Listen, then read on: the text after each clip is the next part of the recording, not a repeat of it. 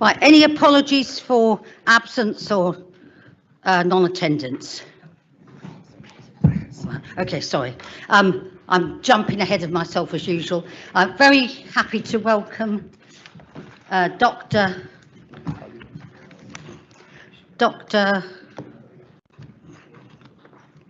Abdul Khalil from the West London Islamic Centre, who's going to say prayers for us this evening.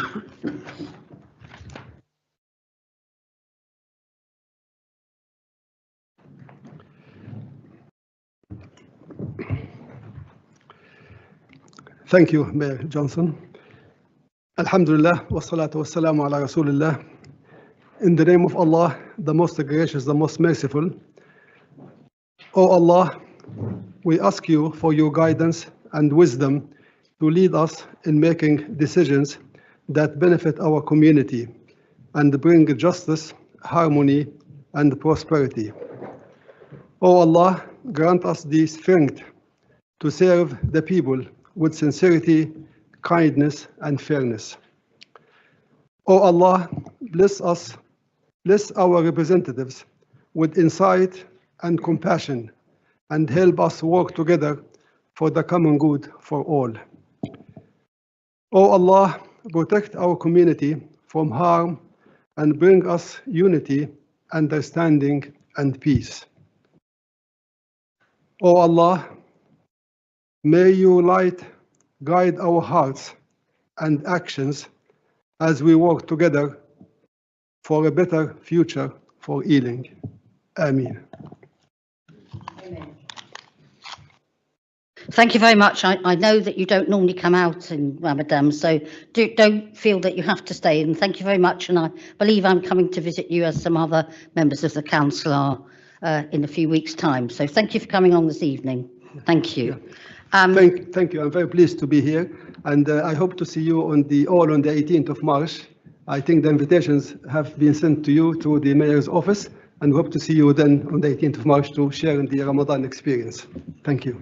Thank you very much. Thank you for that. Right, so I'll try not to go too quickly. Right, Mr. Bailey, apologies for absence. Yes, I've received apologies for absence from Councillors Zizamos and Mataza, and Councillor Haley will be present online. Thank you. Yes, Councillor Shaw. Thank you. I have apologies for lateness from Councillor Tai. Thank you. Yes, go ahead. Apologies for lateness for Councillor Sahota.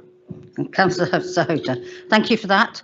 And I think Councillor Kate Crawford is here. She thought she might be late, but she's not.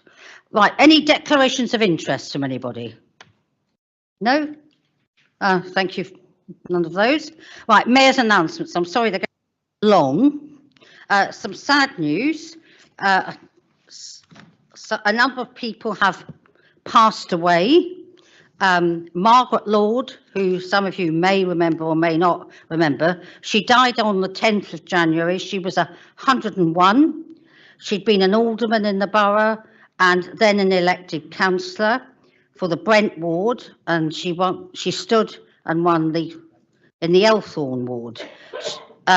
She served as mayor from 77 to 78, and she was a candidate in the Argyll ward in 1982. And I remember her because she used to, when she retired from all of that, she used to go around collecting the co-op subs before we did everything, you know, online and monthly and yearly. So I remember her from that. So she was someone who kept a link with the party and what was going on, and it's marvellous that she lived to that age.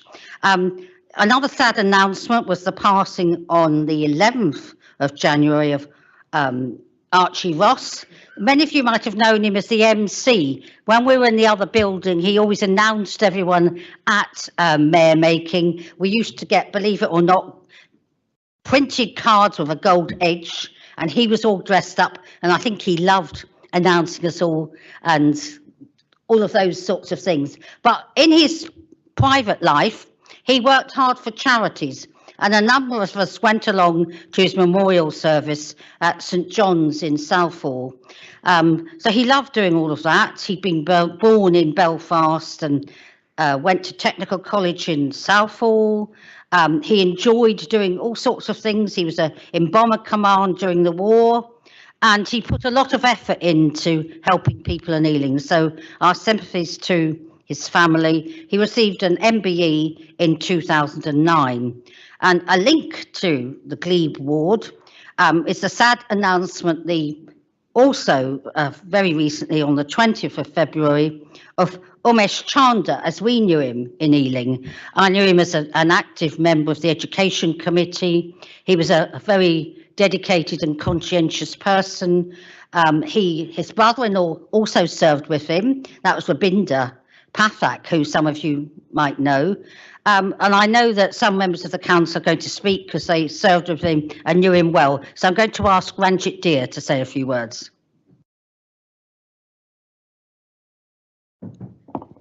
Madam Mayor, thank you very much for the opportunity to say a few words of tribute to distinguished past Mayor Umesh Chanda, who sadly passed away on 20th of February of this year.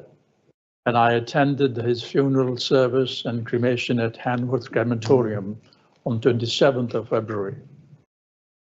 Madam Mayor, as you know, he was a towering figure in Southall and a distinguished, outstanding public leader in the community, and he was widely respected in the community.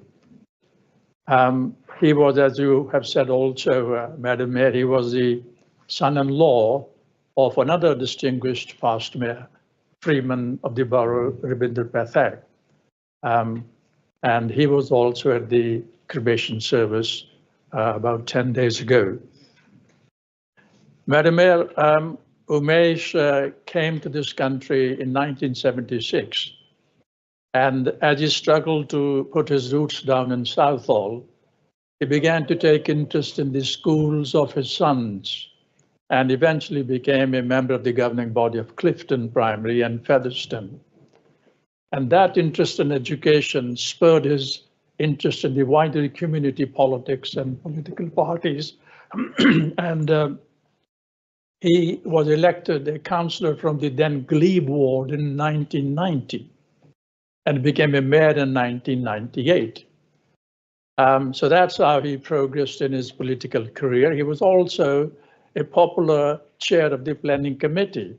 And I think some people would know that as chair of planning committee, it was his casting vote which approved the planning application for the Abu Bakr Mosque in the Broadwind Southall. There was a lot of opposition to that application, but Umesh and many members of the committee, they really showed courage, and it was his casting vote which secured that planning application.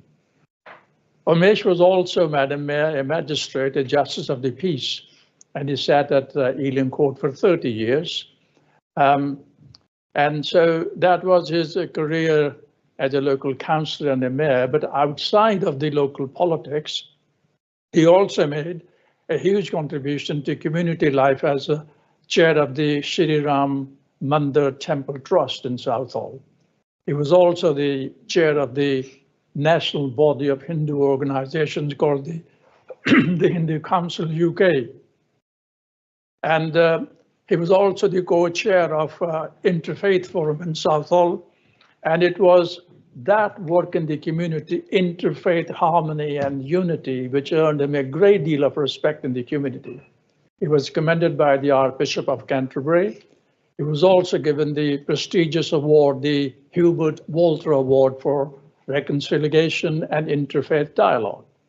And he was also in recent years invited by the Queen to represent the Hindu community at the Central Remembrance Ceremony in Whitehall. So all in all, Madam Mayor, he was a great community leader. And as I say, he was respected on all sides of the community.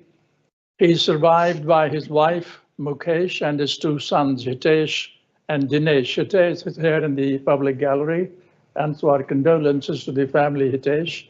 But Madam Mayor, we all know that every human being, every man, every woman, when they pass away from this world, they leave a sad void in the life of the family and the community. And Umesh, more than most, he left a huge void in the life of the community in Southall, and he will be remembered for long. May he rest in peace. And thank you very much once again, Madam Mayor. Thank you.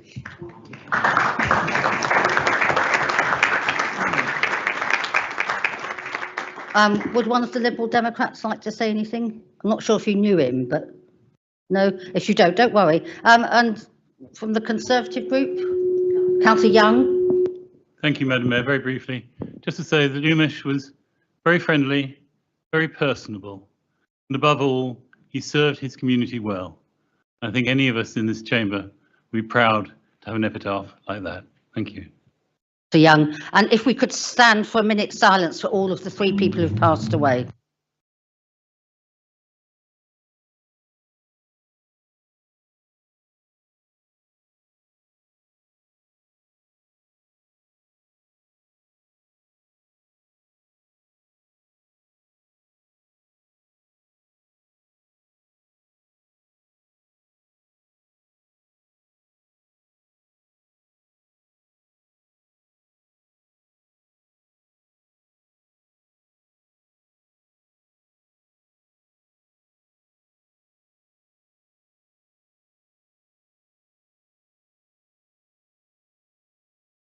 Thank you. You may sit down. Thank you. Other announcements. Can I thank the Deputy Mayor, Anthony Kelly, for taking part in the Whittington Walk for me on Sunday. And it was a nice day, and I think he enjoyed it. So he's got practice in for next year. So thank him for that. I've been to lots of events since the last council meeting. The London's New Year's Day parade, where it poured down, utterly soaked. This poor old robe had to go to the cleaners because it was absolutely soaking and everybody was soaking wet, but it was a nice day. I've been to the annual London dinner. I've been to 2 Jack Petrie Awards where young people in year 10 in our schools made excellent speeches, and they were very, very impressive. Also went to a Cadets Jack Petrie Award, which was equally impressive.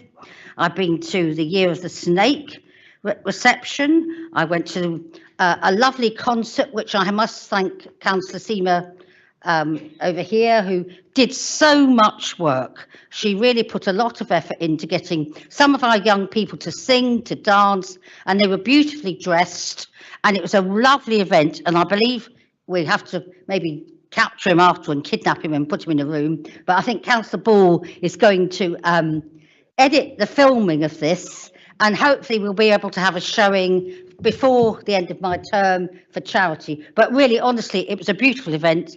Some of you here, I know, a number of you came to it, and it was beautiful. So I really thank her for all her efforts in doing that. We went to the Quail service in Acton.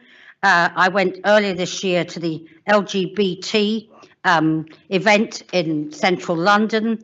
And this year is the year of the LGBT, but they do other things, disabilities and so on. And I know it's the week this week, and many officers have got special lanyards for that. I went to an anti-crime football tournament in Norfolk.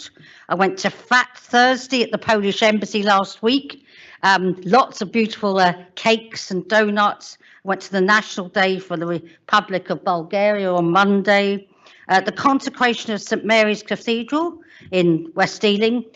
You'll be pleased to know that was 3 hours, and it was a bit cold. I hope they get heating, but they've only just started, and it's a lovely old church.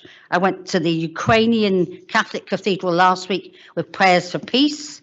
And in the future, there's lots of things planned. Today, as we know, is Shrove Tuesday, and we've got Ash Wednesday tomorrow. We've got Ramadan, as we've said.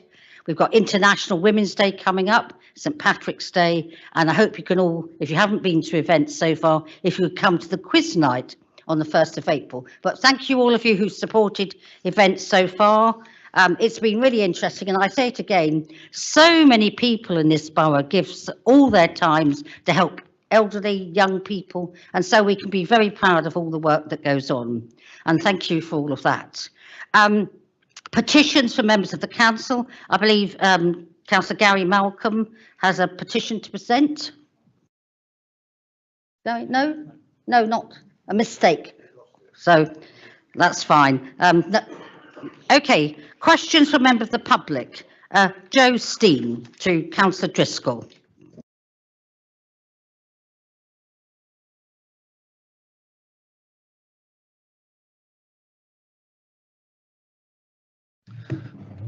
Thank you very much and good evening. My name is Joe. I'm here to talk to you about EV charging, specifically charging gullies. So that's a 1-inch gully that goes across the pavement. You inject a gully and then you can run a cable without obstructing the pathway.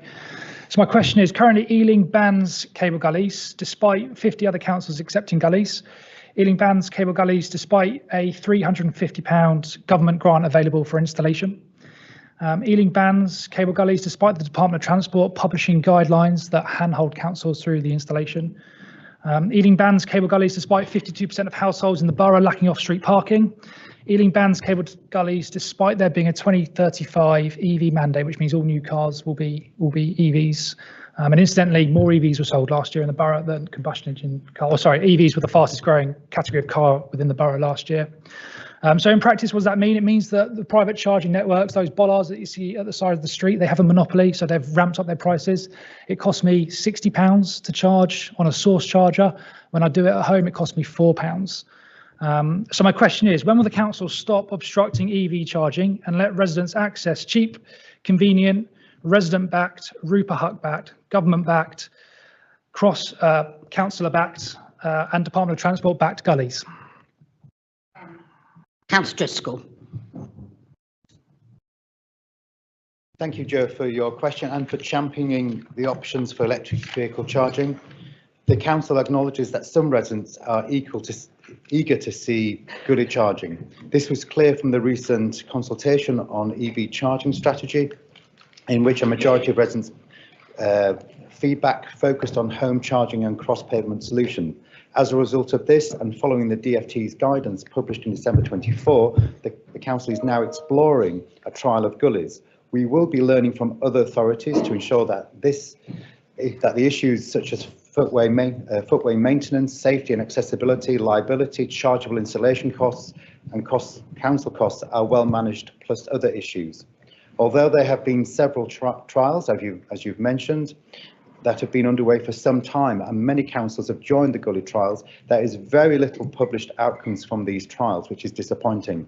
It is important that we get the details right, given that the gullies cross the footway and can have impacts on both safety and access, liability, long-term responsibility, pavement maintenance and utility works, as well as other transport schemes. We may want to deliver such as cycle lanes in the future. Further details on the gully trial will be available when we have a full range of issues that have been considered. Thank you. If you have a supplementary question. Yeah, so on safety, liability, walkways and maintenance, all of those points have been addressed by the Department of Transport, so I'm disappointed that you're using that as an excuse. And I'm waiting for other councils. If we're outsourcing our decision making to other councils, then we may as well not be here and wait for other councils to make a decision. Mr. Steen, if you wouldn't mind asking a question. I'm getting there. So this is a local issue that needs solving. So my question to you is, when will Ealing run its own local trial? We shouldn't be dependent on other councils. We need a trial in our borough, not waiting for other people. The guidance is there. Councillor Driscoll. Yes, the DfT has produced guidance. It's very severely lacking in the detail that it provides. It's not uncommon to run a pilot. Ealing has run pilots in many different services and published the results of those, and many of those have been taken up nationally. For example, in children's services and adult social care, we were leaders in different ways of delivering services, and that's been taken up nationally.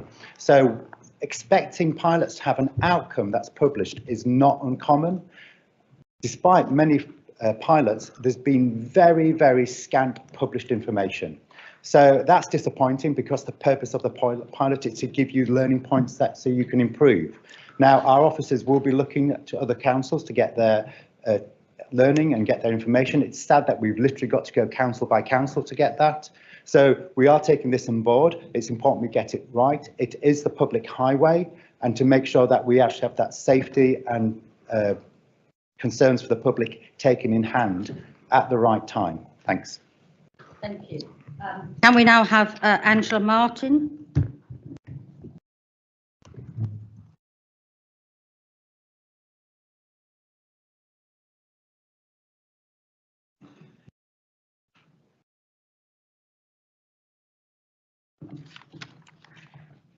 Thank you, Madam Mayor and councillors, for the opportunity to put this question. And it's this: when will the council take action to reduce the dangerous volume and speed of traffic in Boileau Road, which has a blind bend, 3 local schools, an adjacent school zone and housing for the elderly? 3,000 vehicles pass daily. Weekly, 1,000 vehicles exceed 25 miles an hour. We are asking for a smiley face speed monitor, better road bumps, and to work with the council and others in the area locally for a longer term solution. Councillor Driscoll. Thank you for the question, Angela. So Boileau Road is a through road and is a primary access route serving properties in a relatively large housing area. The data from the recent traffic survey carried out in December 24 shows that the 85th percentile is 22.3 miles per hour eastbound and 21.9 miles per hour westbound, which, although is slightly higher than 20 miles per hour speed limit, falls below the recommendation speed at which the police would probably consider prosecution. From the traffic surveys, it can be seen that the daily averages are just over 1,900 eastbound vehicles and just over 1,100 westbound, with averaged weekday volumes peaking at around about 9 a.m.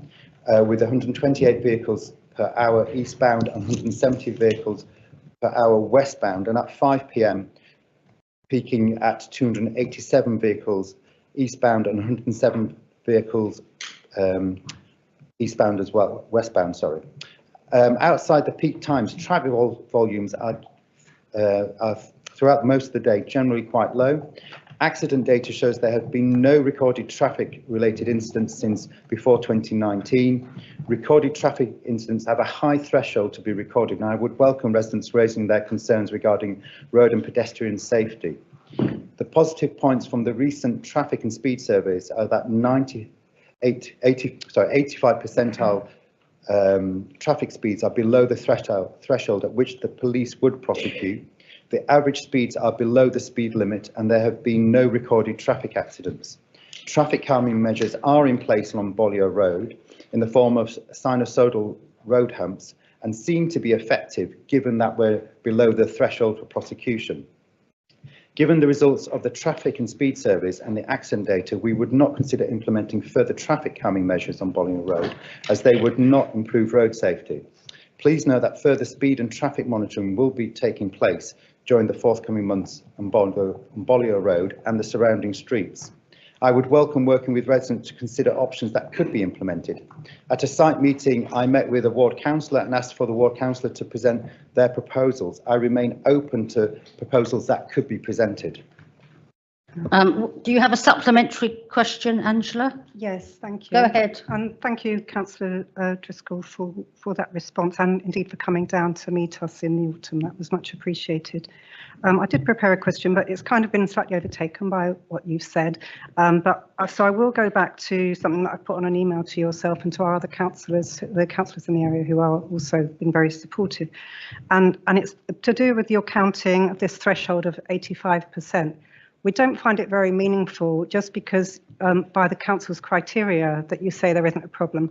When we look out our window and we see cars streaming by, often going above 25, in fact, some of that survey showed people were going above 30, even at 45 miles an hour. So it only takes one, as one of my neighbours has said, one of those cars to be speeding at that rate for an accident to happen. And so we do think there is a real serious issue and that it's getting worse. So we're raising this particularly because, as I've put in my emails to yourself and to TfL, to others, we've got a bend, it's very tight, it's right next to where the school zone is, as you saw for yourself.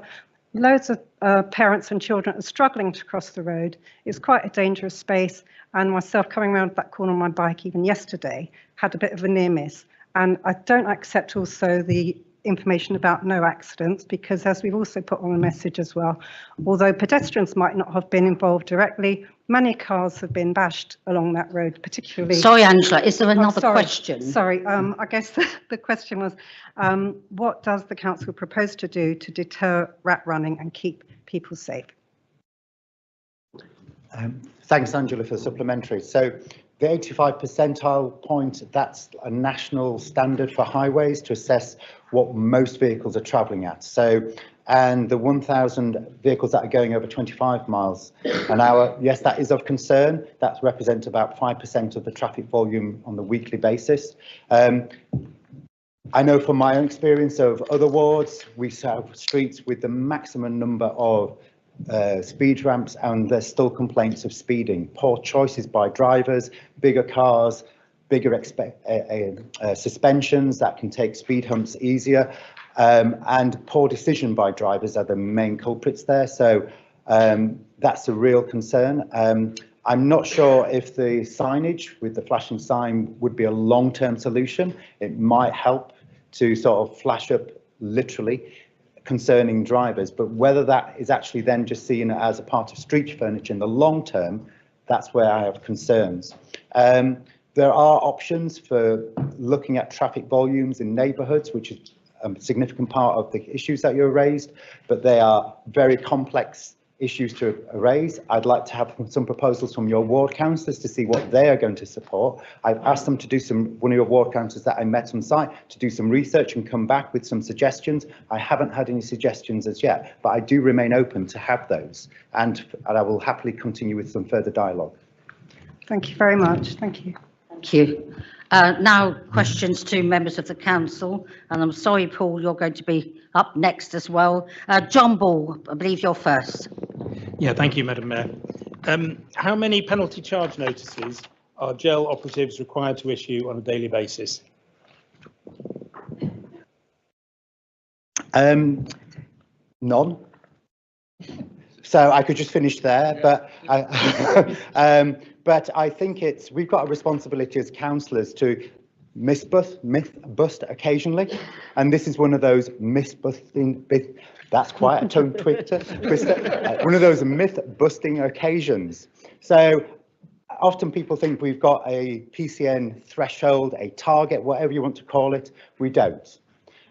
We have GEL who run, as the councillors know, our parking services, who've invested greatly in those services with better technology, better equipment, better staff management, and it's those type of things which have improved our aim to have safer streets, better parking, better options for pedestrians to cross roads safer, to stop obstructions from parking. So fundamentally, there's no target for how many PCN should be issued by the day, by the hour. So please go back to your residents and make sure you let them know that. And I'm kind of surprised by the question. Have you got a supplementary, Councillor Ball? Yes, I do. So in that case, how does the portfolio holder explain the very non-mythical recordings which have surfaced of one of your managers telling GEL employees that there is an expected, quote, expected ticketing rate of 1.27 per hour, which will be checked. For 8 hours, it will come to probably 10 or 11 PCNs minimum. Quote, still quoting, it is GEL policy. So yeah, there was a recording that was done surreptitiously. My first meeting with GEL as a portfolio holder, this was discussed about, is there a target? And the emphatic response was no. We need certain performance benchmarks to see, well, how are people doing their jobs? And so how many PCNs are issued per hour is recorded. So, but it's not a target to achieve, but we need to know if we've got performance where we're comparing different staff in the same locations at the same time, what's happened, how we're monitoring that. So it's part of performance management rather than a target that is set. There's a subtle difference there, but the difference is there. So I wasn't party to that discussion that occurred. I didn't hear what the discussion was before that recording, what the discussion was after that recording, and I'm suggesting that nobody in this room heard that fuller discussion. We might have heard some edited, surreptitiously recorded highlights.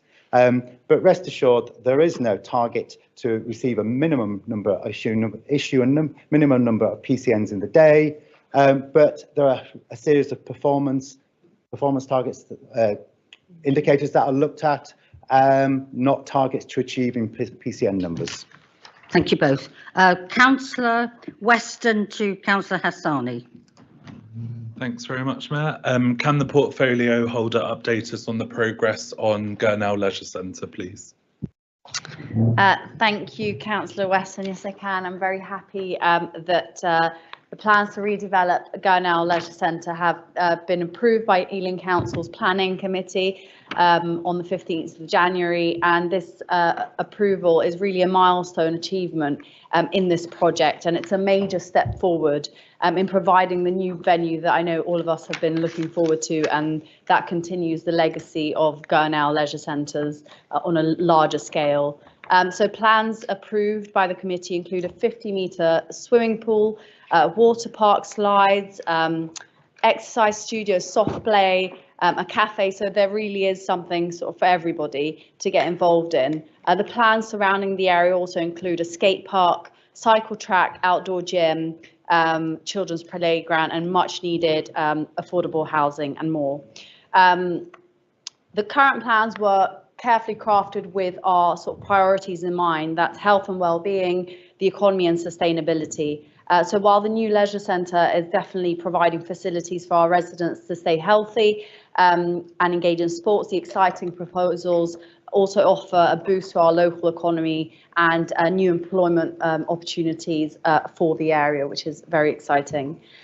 The committee's decision is now with the Greater London Authority for their final approval before the planning consent is formally granted.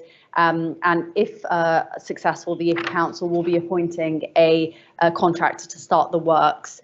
So if the GLA approves, we expect demolition to begin actually by the end of this month, which is very exciting, and building work on the project should start later on this year. Thank you. Councillor Weston, do you have a supplementary? No, thank you.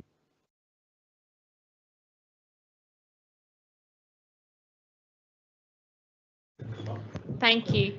Can the portfolio holder provide an update on how many visits we have had to leisure centres last year? Thank you. Yes, so alongside the exciting, ambitious plans we have around Gurnell and the regional park, we are also seeing lots of usage of our leisure centres every day. So over the last year, there's been a 2.23 million visits, which is more actually than before the COVID period, which is great news to hear that our residents are really getting out there using the facilities in their area. Dormers Wells, Acton, Northolt and Gunnsbury sports hubs are, showing at the top of sort of that leaderboard. They're proving particularly popular at the moment. But we're investing all across our leisure centres, as well as, for sports and wellbeing, we're investing in the sustainability. So we've invested in £11 million into decarbonisation projects in Acton, Dormers Wells and Northolt Leisure Centre, which is good to keep the costs down of running those centres and reducing energy consumption by 58%. But also we've been investing across the board on playgrounds, so we've actually exceeded our £2 million target. So do visit your local playground because many of them are being renovated. Tennis courts, and we're also looking forward to paddle starting in Acton, but it will be going across the borough over the next few years. So yeah, that's all part of the plan to increase visits and to increase opportunities for our residents to enjoy leisure and sports facilities in the borough. Thank you. Much. Councillor Conti to Councillor Driscoll. Thank you. Does the portfolio holder agree with the head of the Unite Union, who said that Ealing Council was not only ripping off residents, but putting traffic wardens in danger by pressuring them into achieving ticket targets or performance measures? Do you feel you can add any more, Councillor Driscoll? A slight deja vu here. I mean, in short, no, I don't agree. if any councillor here wants to advocating for improper parking, inconsiderate parking, illegal parking, please step forward and advocate for it, because the only way you'll get a PCN if you're parking inconsiderately, unsafely, breaching the rules. That's when you get a PCN. And it's shown by, we're having a 1% rate where PCNs are issued in error, 1%. So, I mean, let's go back to myth busting again. If we're taking on this mantle of every PCN is a rip-off, then please then advocate for that poor parking. When drives are blocked and your residents can't get out, advocate it. For parking on pavements, advocate for it. For obstruction of the roads, advocate for it. But when you say, actually, we will ticket you if you are causing a danger, a nuisance, and a disruption, we will ticket you. And we will do it with no apology. So because we are concerned about safety, we are concerned about making sure our roads function. So this peddling this illusion of a rip-off doesn't wash. Park considerately, park safely, follow the rules, you'll be fine.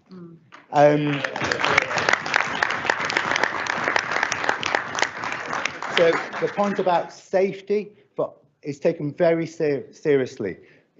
The jail enforcement officers have got new equipment, options that they can use with body cams and other facilities which makes them safer. We also have our enforcement officers sadly have to be escorted on occasions with either the police or security to make sure that they protect their safety. We take that very seriously. It's not something we do casually, but the investment that's taken place when GEL took over the contract has been significant, improving performance, in making sure we have safer streets, and it's something we should be proud of. Thank you. Anyone else from the Conservative group? A supplementary? Supplementary, thank you. Councillor Driscoll, you mentioned earlier, I think in response to Councillor Ball, that you hadn't heard or no one had heard the full conversation that had had in that recording. Have you sought to understand why that manager had made those comments and inquired with GEL directly? So we have performance indicators. It's quite clear. We looked at how the service is operating, how efficiently it's operating. As I said in my response to Councillor Ball there, we have performance indicators which are not targets, but we need to keep people accountable that they're actually doing the job at hand, and that's what it is. So those performance targets are available, and if councillors want to make inquiries about the efficiency and effectiveness of GEL, they're more than happy to do so, and we'll provide that information. Thank you.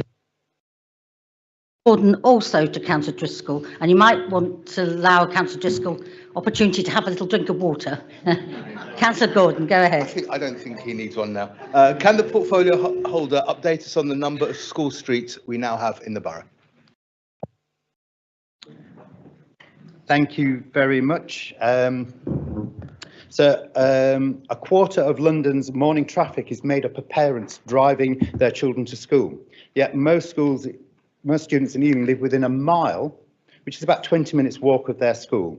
That's why, as part of our ambition to create more space for active travel and improve air quality in the borough, we made a commitment in our council plan to rapidly expand our school streets programme. With 35 schools now signed up and a further 6 who will benefit from school streets from the 10th of March, we are well on our way to delivering our promise of 50 school streets in the borough by 26. By signing up to the council's plan, schools pupils are helping to fight traffic congestion and air pollution. So we've got a very good and very proud story to tell on this. So we're making healthier and safer choices for all our school children. Thank you. Anyone else in the Labour group was supplementary on that one? No? Well, thank you. Then move on to the next question, which is Councillor Steed to Councillor Manro. Thank you, Madam Mayor. What is the position of the Ealing Council regarding plans to extend Heathrow Airport with a new runway? Thank you for your question, Councillor Steed. The future of Heathrow Airport has huge consequences for the residents of our borough. Heathrow's intention to expand, whether through changes to its existing infrastructure or the addition of a new runway, will have consequences for the region, including Ealing. As such, it's important that the Council and other key stakeholders obtain the full details of Heathrow's expansion plans to ensure the impacts are fully understood.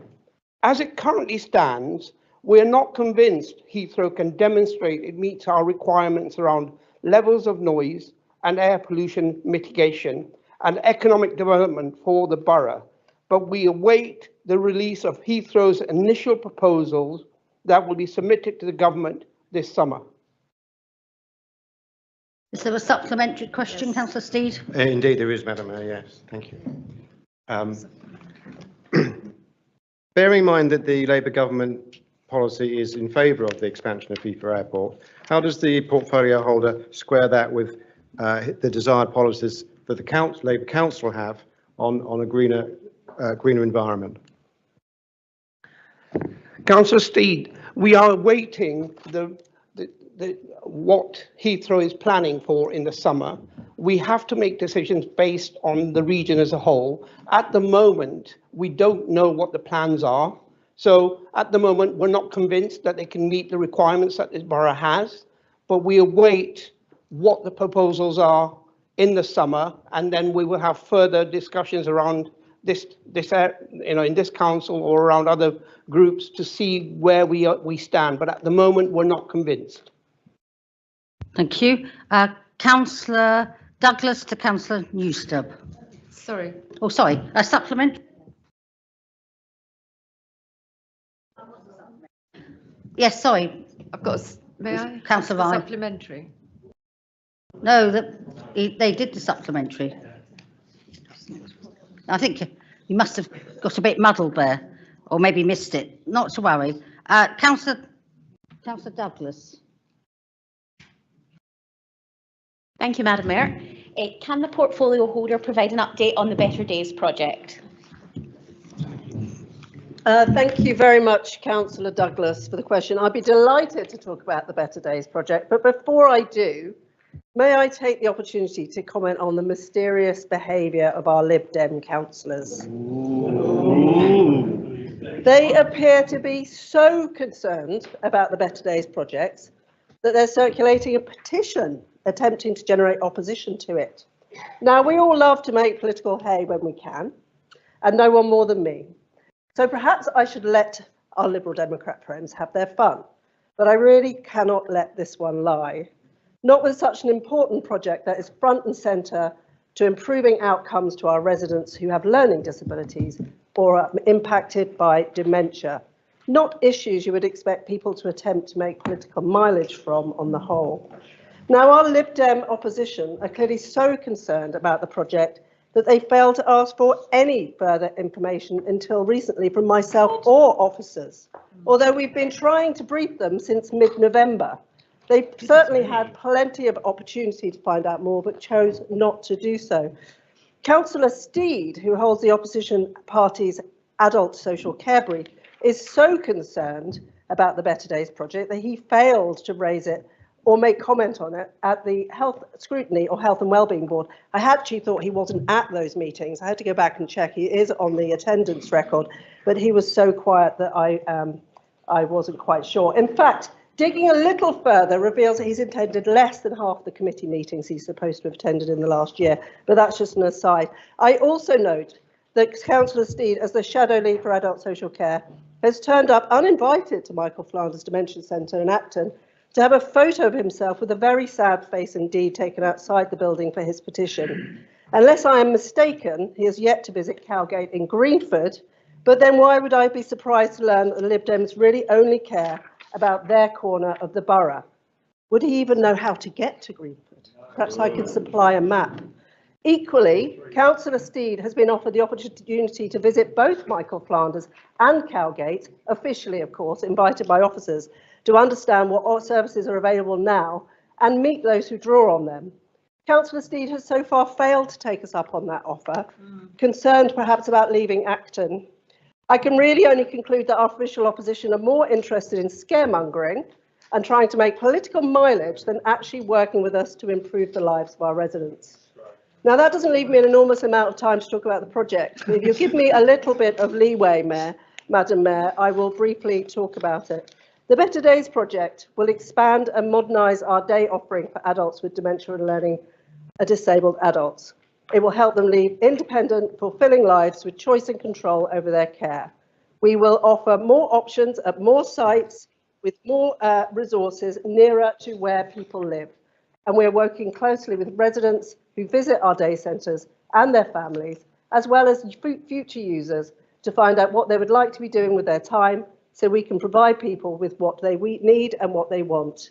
We have really ambitious plans to offer a broader range of activities and opportunities so people can develop their life skills and pursue their interests, as well as be active members of their community.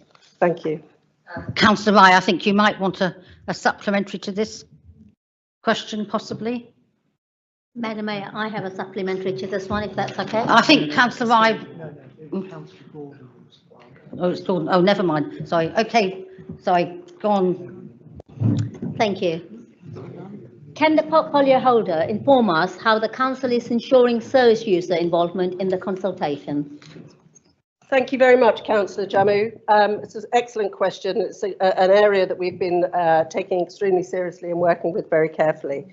Co-design and co-production, as you know, are fundamental to everything we do, particularly in adult social care in Ealing. And we've partnered with a brilliant organisation called NDTI, who works specifically to ensure the voices of those who draw on care are included in decisions that are made about them, and they co-design those services. And they've helped us develop engagement sessions for people that use those services, their families, the carers, staff, the voluntary sector, community members, to tell us what is important to them and gather ideas for how support can be offered in the future. And during those sessions, people are able to share their thoughts, lots of different ways, through interviews, one-to-one meetings, focus groups, telephone calls, whatever worked best for those residents, and lots of different ways to engage. Most of those were in person, and they were all facilitated by NDTI. We had a total of 21 engagement sessions. That's now been updated. We've gone back and talked to them about the findings. And overall, I think we've talked to around 240 people.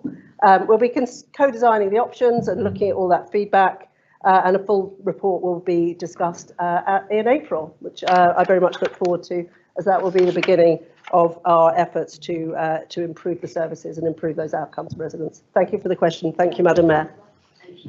The last question is Councillor Raza to Councillor Anand. Thank you, Madam Mayor. I understand that as portfolio holder, you made a visit to the CCTV control room. Would you provide us with an update on how your visit went, please? Thank you, Councillor Raza, for your question. Madam Mayor, I spent an afternoon last week with our CCTV team at our CCTV control centre. I met with Ealing's CCTV manager, Jason Horse, and with the operators who were on duty that afternoon. As many of you will know, Ealing's control centre is staffed 24 hours a day, 7 days a week. Madam Mayor, there is not a minute of any year when our cameras are not being monitored and the team are involved in identifying and responding to over 10,000 incidents a year. Madam Mayor, I was able to see for myself the extent of our CCTV coverage. With over 700 cameras, Ealing has a very extensive and high quality CCTV network. The fact these are being proactively monitored leads to crime not only being detected, but also prevented. One of the operators I met will be receiving a police commendation later this year for the part he played in the arrest of a violent offender. This is just one example of the kind of support being provided to our police partners by the CCTV control room. While I was there, Madam Mayor, the team were proactively identifying concerns and were in continual contact with police partners over the radio. Police partners were also in the control room undertaking reviews and evidence collection for use in prosecutions. Madam Mayor, I also spoke with the environmental crime officer who is embedded in our CCTV service and has been targeting fly tipping hotspots areas to identify and fine those involved in fly tipping. Madam Mayor, I was impressed to hear More about the proactive approach taken by our CCTV team. Ealing CCTV operators are among the first in London to be trained in the Project Vigilant principles. Project Vigilant is the London-wide initiative to improve women's safety in public spaces through identifying predatory behaviours and intervening early.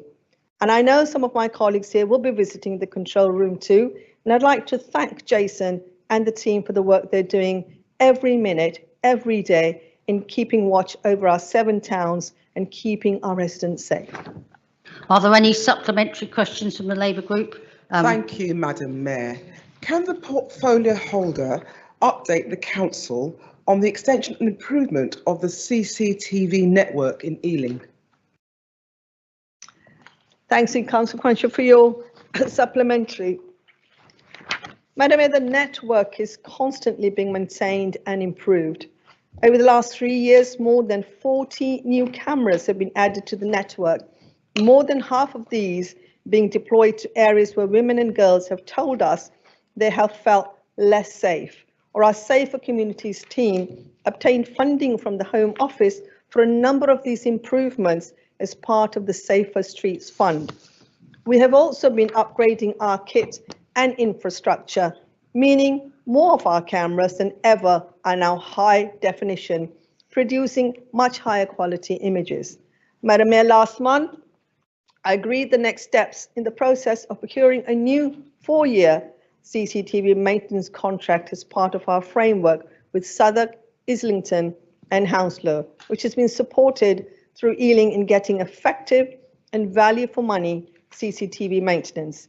Madam Mayor, we are proud of our CCTV network and the passionate staff who work within the service and will continue to invest in this important resource. Thank you, Madam Mayor. Thank you very much, and you kept to time, all of you, which is quite good, under half an hour. Right, this brings us on to the main business of tonight, the budget strategy, the big thing. So I'm going to hand over to Councillor Donnelly. Thank you, Madam Mayor. I'm proud to rise to propose the administration's budget, the fourth that I have been honoured to move, and the third since we were re-elected in 2022. As always, I'd like to start by thanking Emily Hill and her officers. The finance team done a tremendous job in drawing together and making sense of a tremendous amount of information in what has been a period of significant and fast-moving change. I think it's very hard to get our heads around how difficult a job this is these days. And if there's one thing that we'll all agree on tonight, whichever party, it's that we are grateful for the work that that team in finance and indeed officers right across the organisation have done. So this time around, there is much that seems familiar, but there are important differences in the political context. In terms of continuity, I'm proud to say this is yet another balanced, progressive budget that continues to deliver on the promises that we made to the people of the borough back in 2022. Ealing Labour in power delivers. Another familiar theme is the continuing legacy of 15 years of Conservative misrule and incompetence, profound, suffocating economic malaise, public services stretched to their very limits, our country in critical need of renewal. Well, that renewal has begun, but it's not a quick or easy job. This is the toughest challenge taken on by a new government in my lifetime, and even a cursory glance at developments in the wider world confirms that the size of that job continues to increase. Whilst there is much that is familiar with this budget, there is also a big difference, and that is the context in which we deliver it. We now have a Labour government, committed to local government, a government that values us, that values public services, and is committed to delivering the kinds of public services that our people need and deserve. Keir Starmer and Rachel Reeves are providing the leadership, hard work, patience and diligence needed from a government that is committed to Britain's renewal. We've lived through a time when central government was run hand to mouth, month to month, day to day, and finally, it seemed, minute to minute, scrabbling around to find ministers to fill departments and announce the latest batch of cuts. No commitment to stable government, just the psychodrama of a conveyor belt of hapless Tory prime ministers and a shooting gallery of colleagues trying to bring them down. There was no commitment to growth and, crucially, no commitment to the kind of stability on which growth depends. We now have serious ministers willing to take difficult decisions and stick with them over the longer term, and we support them in their efforts to reverse the dreadful legacy of 15 years of mismanagement by the parties opposite. The nature of the relationship between Westminster, Whitehall and ourselves has transformed overnight. It is at long last a relationship founded on respect, one in which ministers understand the challenges we have been facing and will give us the tools to deliver to our communities.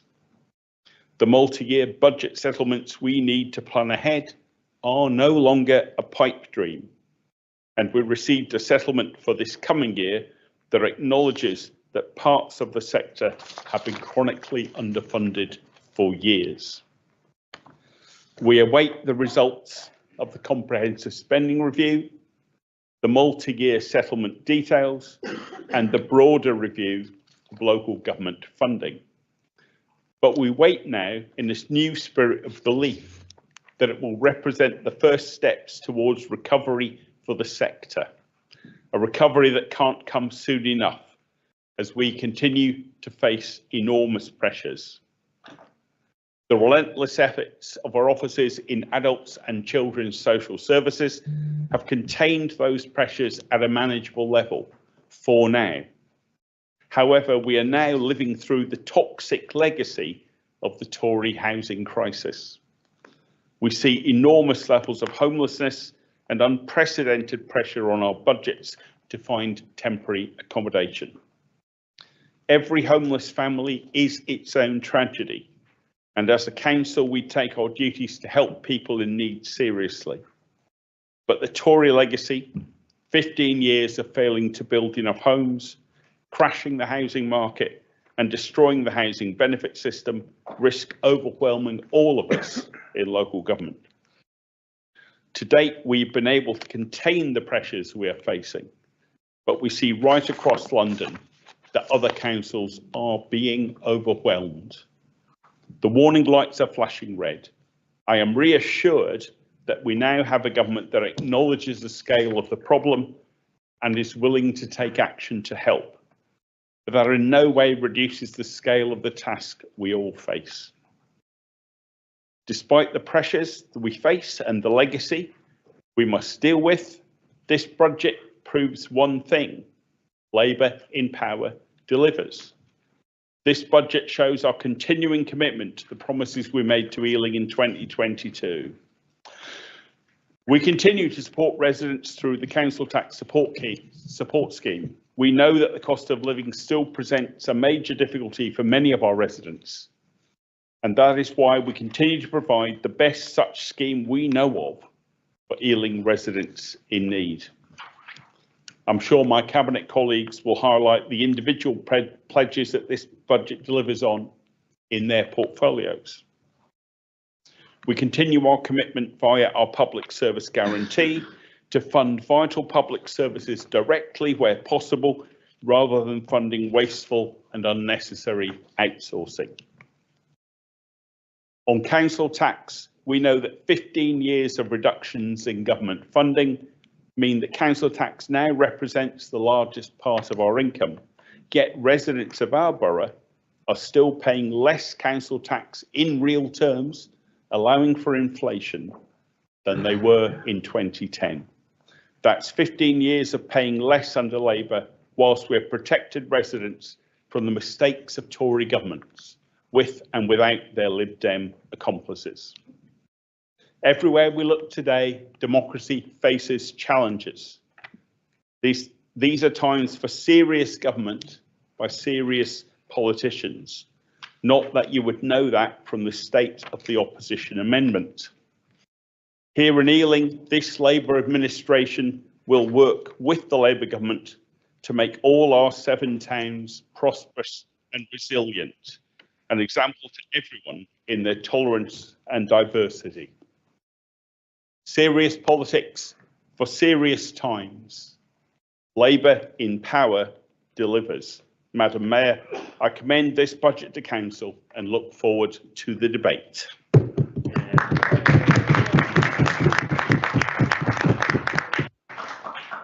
Councillor Hamidi. Madam Mayor, I move the budget formally. I second the budget formally and reserve my right to speak later in the debate. Thank you. Yeah, I think you're next. Thank you, Madam Mayor. First, I would like to congratulate Councillor Donnelly, Emily and her team on proposing this budget. This budget is not just about numbers. It is about delivering for our residents, protecting the vital services and securing a better future for Ealing Borough. This budget ensures that Ealing remains financially responsible and stable despite immense pressures, whether it's from rising demand in social care or homelessness. We are determined to balance the budget and continue investing in the services that matter most to our residents. After 14 years of Conservative mismanagement, Ealing has suffered from underfunded public services, cuts to local policing, and a failure to tackle the borough's pressing housing challenges. Instead of addressing the growing housing crisis, the last government ignored the needs of families struggling to find secure and affordable homes. That's why I welcome the steps already taken by Rachel Reeves to turn things around. By beginning the hard work of restoring the country's finances and reinvesting in essential local services, we can finally deliver the support and opportunities our residents deserve. Public services are the backbone of our borough, and this budget reflects our commitment to maintaining and improving them. Social care and support for vulnerable residents remain a priority. We are investing in adult social care services to ensure our elderly and disabled residents receive the dignity and care they deserve. This is a budget that delivers, one that ensures Ealing Borough remains a great place to live, work and thrive. It protects our most vulnerable, invests in our local economy and secures the future of essential services. I am proud to support this budget because a stronger Ealing tomorrow depends on the decisions we make today. Thank you. Councillor Busuttil, I believe you're moving an amendment. Yes, thank you, Madam Mayor. It's a pleasure once again to present the Liberal Democrat amendment to the council budget. We think it will enhance the budget that we are debating this evening. I'm sure they'll be fairly considered by all councillors ahead of votes later this evening. I know how much you all value hearing from opposition voices. This is an opportunity to work in a consensual way to deliver what local people want if councillors from all political stripes are truly willing to consider different credible offers on the table. The best way to make the budget package better is through considered amendments, which is what the Liberal Democrat group have produced. I'd like to thank Emily, Kevin and all of their team and various other officers for the time they have given to the work with the Liberal Democrat group to ensure the amendment is balanced and realistic. We acknowledge and recognise the challenging financial situation that all local authorities face due to a combination of factors, continued chronic underfunding of local authorities by central government, pressure within adult and children's social care funding, and the increased burden of funding for temporary accommodation. We recognise hard decisions need to be made, but we believe that as a service-based organisation, Ealing Council must make every effort to ensure priorities of our residents are at the forefront of all what we do. Liberal Democrats are proposing a package of reasonable, costed and practical measures to enhance the 25-26 budget. Our amendment seeks to ensure that all children's centres are kept open, giving the youngest now borough the best possible start and support in their early years. Our amendment seeks to set up a new Citizens Advice Bureau in a similar deal to that agreed in London Borough of Hounslow to ensure a service free to residents to help them with the benefits, debt and cost of living. Our amendment seeks to ensure that our streets are cleaner and offering additional funding to street cleaning, particularly in tackling fly tipping, especially in the worst known areas of the borough. Our amendment seeks to enhance our climate and action sustainability policy by once again cutting the printing budget to discourage the use of paper, to decrease car usage by introducing a flat rate £250 parking permit for households with 3 or more cars, and the introduction of waste bins that encourages people to throw away electrical items responsibly. And finally, our amendment seeks to bolster the help needed in relation to temporary accommodation by employing a dedicated person to source properties to purchase from landlords wanting to exit the market and are willing to sell to the council. Ealing Liberal Democrats have created a package that will ensure Ealing will be cleaner, greener, and that residents have the support and the help they need to help them through the tough and anxious times we're currently living in. We believe that if residents are being asked to pay yet again more than ever in council tax, the concerns that they have about our borough and the improvements they want to see must be fulfilled. Our proposals present a positive contribution to council budget that reflects the wishes of local residents, and I truly hope that you'll support the amendment. Thank you, Madam Mayor. Malcolm, are you seconding now or are you going later? Okay, go ahead. Thank you, Madam Mayor. First of all, I'd like to thank Emily and her team and all the officers who've supported Councillor Busuttil in his amendment. As a context to this council tax, we can see in the papers that the government have raised national insurance, costing this council £3.6 million. We don't see any growth in the national economy, and we've also been seeing many benefit changes, the winter fuel payment changes, which are clearly harming many residents. But there are some important issues that we have more control of, where there's a huge amount of money through our accounts. Huge numbers of people have been suffering from damp and mould in our housing. Only 78% of emergency repairs are completed within an adequate timescale. Only 81% of non-emergency repairs are sorted out adequately. We are plagued with IT issues. Many contractors will come to fix some repairs where there are 3 or 4 in one house. They fix one and record them all as being fixed, or record the wrong one has been fixed, leaving many people many months later still waiting for simple repairs to be fixed. We get urgent issues are classed as non-urgent and vice versa. There are so many ombudsman cases where Ealing's Labour Council have been shown to have failed. Every few weeks there is another case that comes to pass. Why are so many tenants complaining? And importantly, why is the council not changing its systems quicker than many years it's taken to get this far? Tinkering with this system has not worked, and it won't work in the future. Whether it's the 2 years on cabinet or the 3 years or so he's been leader, Councillor Mason, this area has been a woeful failure. You've tried and failed to fix it. Councillor Mason, you should really apologise to the residents about housing repairs and the associated issues. Looking at another area that often doesn't get as much coverage as it should, looking at direct payments for adults.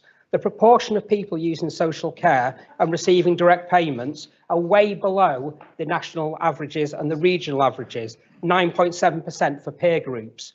Independent reports show Enfield at 48%, Richmond at 35%, Brent at 33%, 3 to 5 times as much. There is very little difference in the population, the political control, the deprivation levels and life expectancy between Ealing and Enfield. Ealing needs to be more proactive in this area if it wants to help more users in this space. Coming to the amendment by Councillor Busuttil, there are some wonderful areas there where he's making changes from this original budget, saving the children's centres, keeping our streets cleaner and safer, setting up a Citizens Advice Bureau when just taking people to court isn't enough. A law centre on its own is not enough. There are many changes that the government will change in benefits. People need quality, independent advice. And the suggestion by Councillor Busuttil will help many of those people across the whole of Ealing. We could see that Labour are failing us nationally, and the double whammy is they're failing locally. The portfolio holder just said he's delivering. You are delivering disappointment. Vote for the amendment. Thank you, Councillor Malcolm. Councillor Nijar. Thank you, Madam Mayor.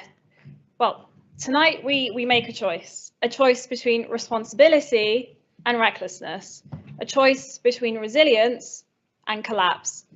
For too long, councils like ours have been left to bear the brunt of economic mismanagement. Over a decade of cuts, crisis, and shifting the burden onto local taxpayers. As my colleagues have said, since 2013, Ealing's government funding has been slashed by 62%. That's not just an unfortunate statistic. It's the lived reality for residents who rely on our services every single day. Yet, through careful management and tough decisions, Ealing has held firm. Unlike too many councils across the country, we are not in freefall. But let's be honest, we cannot keep absorbing these pressures without change. That's why this budget is not business as usual. It's about being honest about the challenges we face and acting decisively to meet them. And this budget keeps our priorities at the centre. We're balancing the books, not with reckless cuts, but through smart savings and income generation that protect frontline services. We're investing in the future of our 7 towns, ensuring that every community, not just a few, get the resources it needs to thrive. And crucially, we are pushing forward with projects that will make a real difference to local people. For example, work on rebuilding Gurnell Leisure Centre is moving forward. For my residents in Pitsanger and beyond, this is a long-awaited and welcome step forward, and just one piece of the ambitious plans ahead. And after years of neglect from the previous Tory government, we now have Labour leadership that recognises the vital role of councils like ours. The real terms uplift announced last month is a first step in undoing the damage. But let's be clear, this is a long road, but we are focused on practical solutions. So we are taking action this evening. We are securing Ealing's financial future. We are making sure this borough is a place of pride, opportunity, and ambition for all. So tonight, we are not just voting on a budget. We are voting on stability. We are voting on fairness, and we are voting on a future where our communities don't just survive, but they thrive. That's what this budget delivers, and that's why I urge you all to support it. Thank you. Councillor Brett.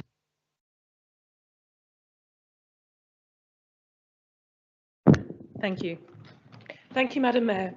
I wanted to start by thanking Councillor Donnelly and our officers for their dedication and hard work in putting this budget together. We all know the pressures we've been under after 14 years of Tories being in charge. Across the country, councils are feeling the strain, rising costs, growing demand, and a housing crisis that is putting an even greater burden on our services. That is why we have to be responsible for our budget, making sure that every decision we take today not only helps those in need now, but also keeps Ealing financially stable for the future. As I know all too well, one of the biggest challenges we face is homelessness, an issue that affects far too many of our families. Across London, councils, including Ealing, have hundreds of officers working around the clock to support our residents to prevent homelessness. So the Lib Dem suggestion that one officer alone can solve the TA budget problem just goes to show how out of touch they really are on council pressures. In just 5 years, the proportion of our budget going to adult and children's social care and homelessness has jumped from 46 to 59%, We have already seen what happens when spending on homelessness spirals out of control in boroughs like Newham and Havering, which are struggling under the weight of it. And I'd just like to address your point, Councillor Malcolm. We are not tinkering around the edges. We all know why Ealing has lost vast amounts of our funding, and that is from a government presided over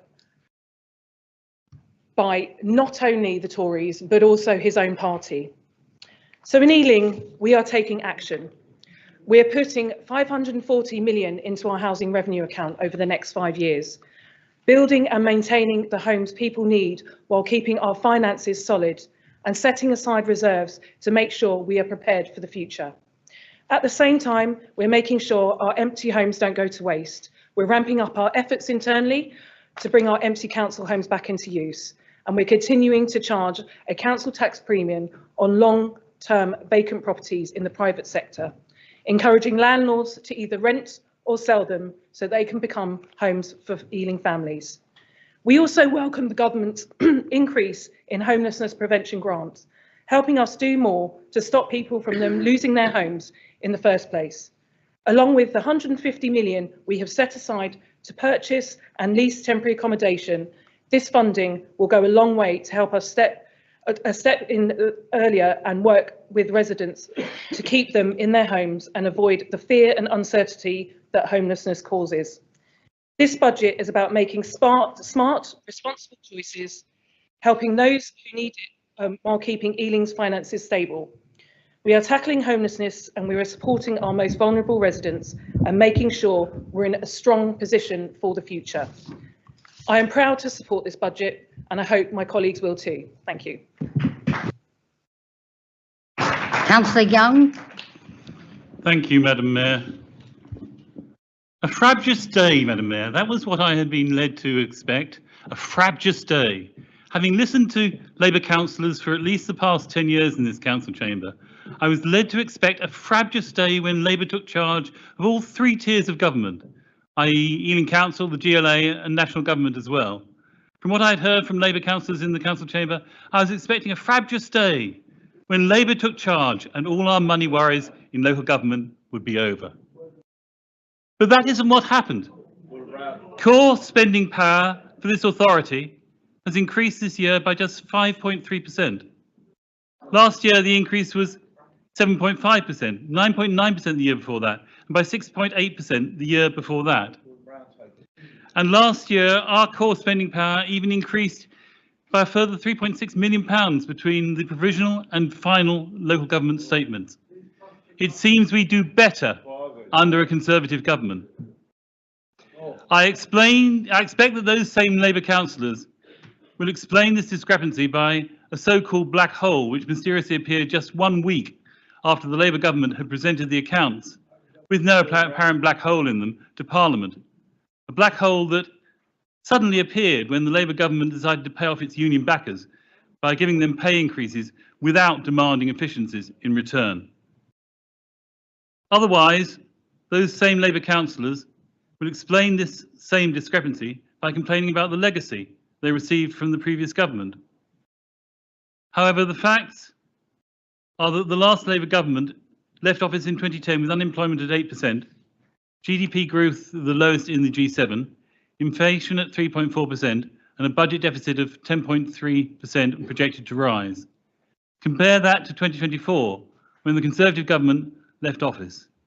Unemployment at 4.4%, not 8%, GDP growth the highest in the G7, inflation at 2%, not 3.4%, and a budget deficit of 4.4% projected to fall.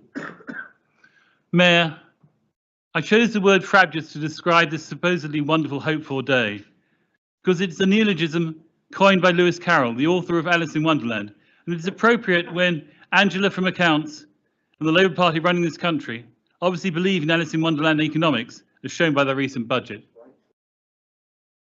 Government expenditure before the October budget was about 1.45 trillion. The budget increased that expenditure by some 5% over 2 years, that is by £69 billion, and increased taxation by a whopping £40 billion. The remaining 30 billion is to be met by increased borrowing. The trouble is that increased debt comes at a heavy cost in increased interest rates on all government borrowing. There is also a cost to the economy caused by increased taxation. Especially harmful is the tax on jobs, £20 billion raised from changes to national insurance that will discourage employers from taking on staff and will seriously damage all businesses, but especially the catering industry. I believe it's costing us £3 million a year as well. Before the budget, this country was growing at the fastest rate of any country in the G7. Now we have virtually no growth, and business confidence is currently at a desperately low level. Our national debt is already £2.8 trillion. The interest on that debt currently amounts to £102 billion a year, which represents 8.4% of total government spending. The additional debt brought in by the budget means that the cost of borrowing, the level of interest rates, will stay higher for longer and will not reduce as had been predicted. The £30 billion of extra borrowing is expected to increase interest rates in the long term, so that repayments on government debt will increase from the current £102 billion a year to an estimated £120 billion a year, with repayments requiring roughly 10% of total government spending and costing out as much as we have raised in loans. Mayor, before I turn to local spending in Ealing, I too would like to express my appreciation of the work of Emily Hill and her finance team in bringing forward the budget.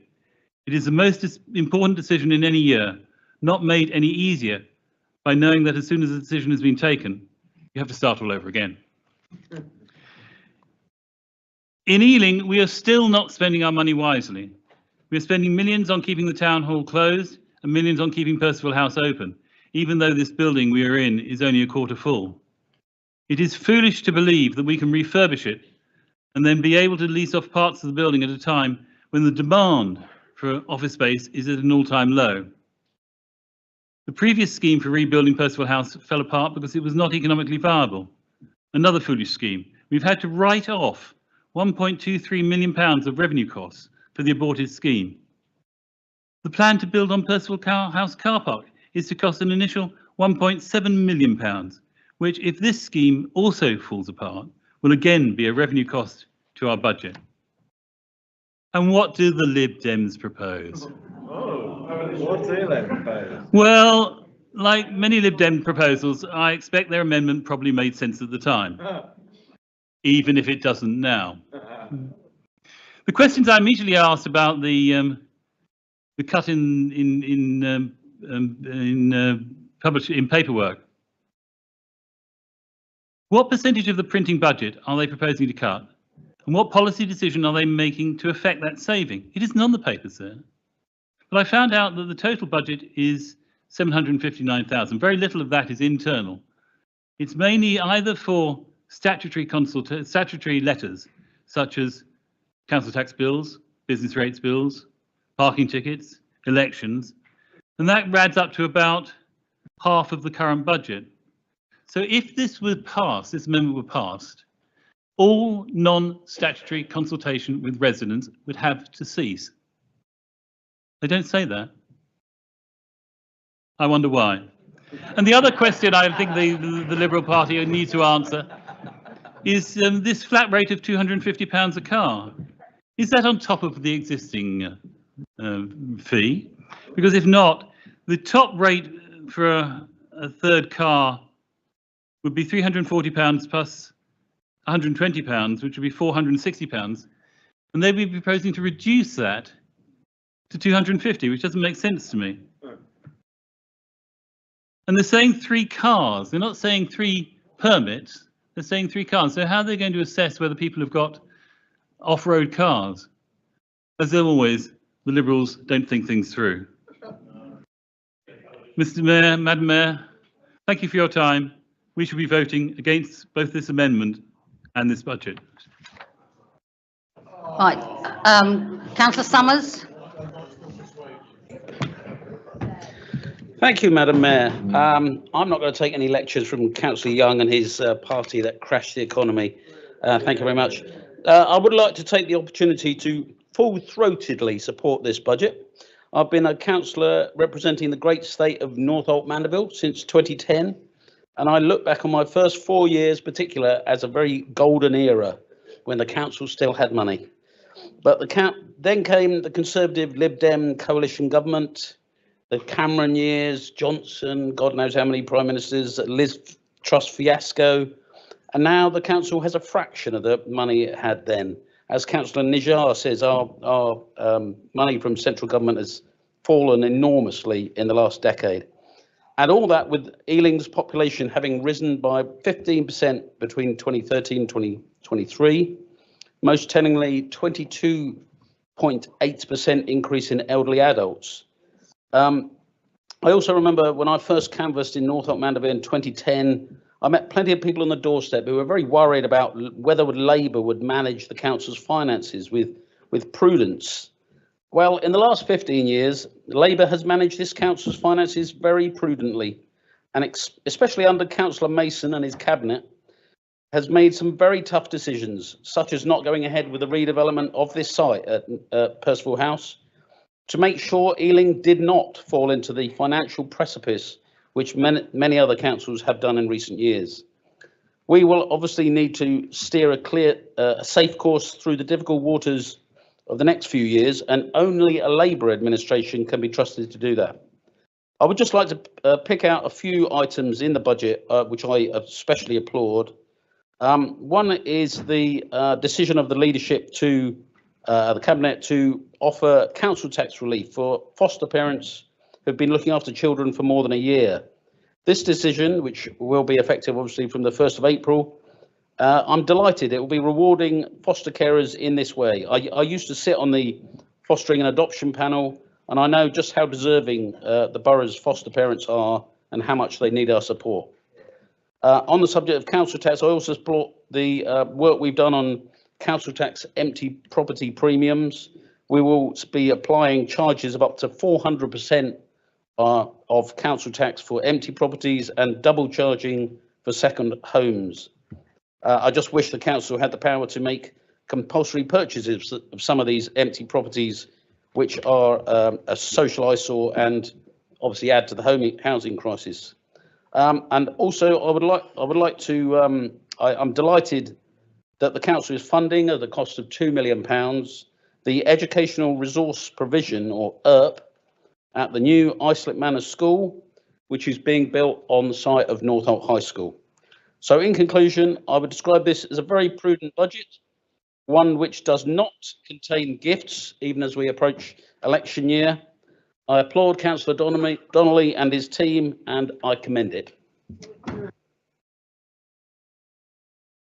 I've been up till now, but if people could try not to go over their allotted time, because we had gained a bit on the questions, but if people could try to keep to time. Councillor Annan. Thank you, Madam Mayor, and I'll do my best not to break the rule. Madam Mayor, thank you for the opportunity to speak in this budget debate. I would particularly like to highlight some of the key areas in my portfolio, that is budget is funding, and how that continues our proud record on delivering a safer Ealing. Madam Mayor, however, before I talk about the projects we have funded, we cannot forget the context in which we have had to make this budget. The country has just turned the corner on 14 years of disastrous Tory mismanagement. Austerity, Brexit, and the Truss mini budget have all taken their toll on the country and our council and councils across the country. Whilst we were all delighted in the summer that we've elected a Labour government, we cannot underestimate the size of the problem they have inherited. The 22 billion black hole in the public finances, a stagnant economy, and a cost of living crisis. Locally, we have seen our funding fall by 62% in real terms. Madam Mayor, in my portfolio, we will help people feel safer in their communities by delivering better street lightings. 323 new LED lamps were installed last year, with another 1,500 more to come up. This in addition to the new and improved CCTV we are installing across the borough. I spoke about this earlier, and the extent of our CCTV coverage with over 700 cameras. This year, Madam Mayor, We also launched our Violence Against Women and Girls Prevention Strategy. We've launched a 40,000 education program that will be offered to every secondary school, looking at healthy relationships and giving young people the tools to identify and challenge unacceptable behaviours. Madam Mayor, this budget continues our support for rolling out strategy and making everyone feel safer in our borough. This budget marks another year of Ealing Labour delivering in time of a real financial difficulty with a disastrous Tory legacy. That is what Ealing residents get when they vote for Labour Council. Sound financial stewardship, stability, and administration that delivers on the things that matter to them most. Madam Mayor, I fully support this budget and the contribution it makes to making our borough a safer place. Thank you. And you set a good example to everyone, keeping to time. Can we have now Councillor Oxley? Thank you, Madam Mayor. May I start by wishing Muslim members Ramadan Kareem. Let me start with a quote. Every day we see how effective early intervention is across the borough, helping families to build on their strengths and become more resilient, which has a direct impact on their children's development and well-being. Fine words indeed from Councillor Blacker in Labour's consultation on children's centres. Odd then that he wants to close more than half of our 25 centres. Today's budget bakes in savings from these closures despite an open consultation. So much for local democracy under Labour. These precious public assets provide critical services to mums, dads and kids, including childcare, health visits and nursing, midwifery and mental health services. The centres are also good for Ealing's economy. The Labour government is rightly prioritising getting more people into work to boost growth and to help people with cost of living pressures. Early years children's services are important policy levers to do this. It is therefore bizarre, is it not, that our Labour Council is undermining this objective by closing half of our children's centres. Labour says that services will be replaced by outreach services, delivered by private organisations and charities, without publishing any plan for how this will be implemented. Outreach is a Weasley word, is it not? In plain English, outreach means Labour is privatising public services. And why, I wonder, are you doing this? To be fair to Labour, it is honest. They say they want to generate additional income from council-owned assets, a bit like a landlord. But the consultation document is silent on how income will be generated. Given the council's track record on ugly towers, residents would be forgiven for thinking that the council is planning new towers developments on the levelled sites of our children's centres. The leader of the council will no doubt say that the closures are subject to consultation, but the budget we are voting on today bakes in these cuts. The consultation is nothing more than a dressed-up cost-cutting exercise. In summary, this is privatisation by the back door and an exercise in cost-cutting that will harm parents and small children, while undermining Rachel Reeves' economic policy. Good work. I urge councillors, particularly Labour councillors, who profess to hold public service principles, to support the Lib Dem motion to keep the existing funding of our precious children's centres in place for the coming year. Thank you, Madam Mayor. Thank you. Next, if we've got Councillor Moffat. Thank you, Madam Mayor, and I rise to ask, what has Labour done for Ealing and what has Labour done? Oh, sorry. I think you can hear me. We have balanced the budget, keeping the foundations strong, met long-standing challenges head-on and prioritised outcomes, not dogma. And I also therefore want to thank Emily and her team for their fantastic work on this budget, because we've moved decision-making to communities. Councillor Hashani has rooted our local spending in priorities residents have put forward through Your Voice, Your Town. Councillor Donnelly has protected the council tax reduction scheme so that Ealing will continue to have one of the most generous schemes in the country, protecting some of the most vulnerable. Councillor Newstub has challenged entrenched prejudice and privilege alongside amazing activists through her funding of the Race Equality Commission. Councillor Blacker has spent more than £1 million investing in preventing children going into care, and he's delivered the Mockingbird project. Here in Ealing, we now have a hub to offer respite and care for foster families, replicating that grandparent experience through our It Takes a Town approach. Councillor Brett is housing the vulnerable. She's invested £150 million in accommodation to get people out of B&Bs, and she's using the homelessness prevention budget to make sure that anyone who can be kept at home is. And Councillor Driscoll this year will resurface 8 kilometres of roads and repave another 7.5 kilometres of them.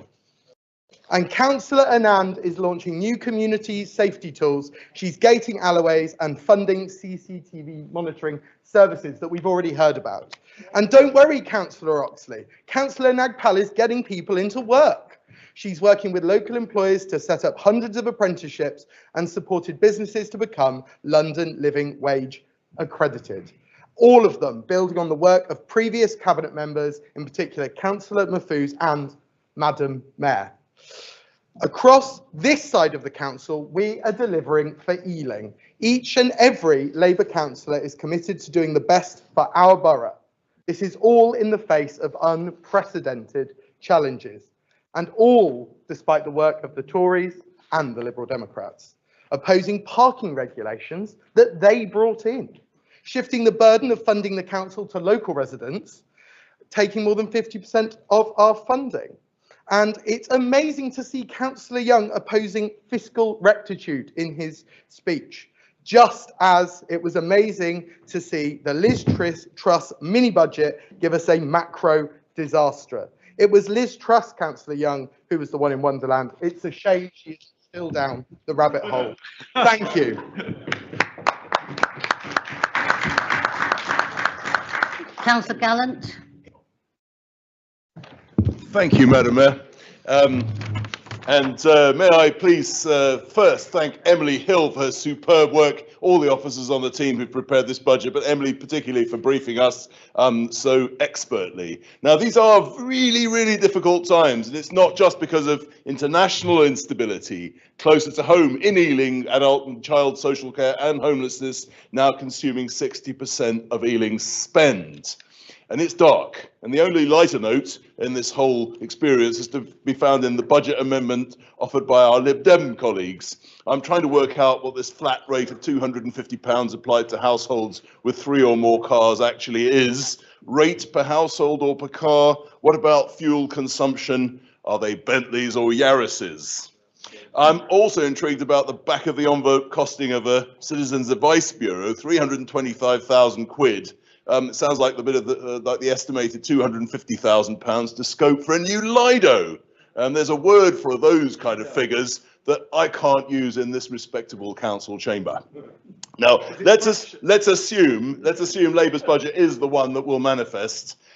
There's no time for detail, but I don't think it makes sense to raise daily parking charges by over 100%. It does harm to people out there who work here and who aren't necessarily high earners.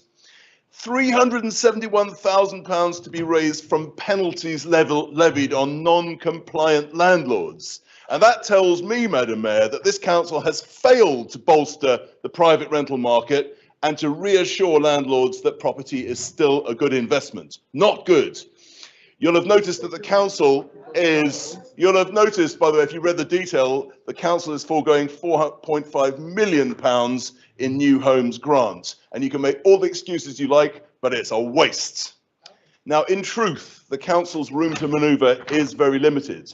So we look at the marvellous words on page 28, which describe the lofty intentions of the newish-ish Labour government, growth by prioritising investment over spending, responsible management of public finances.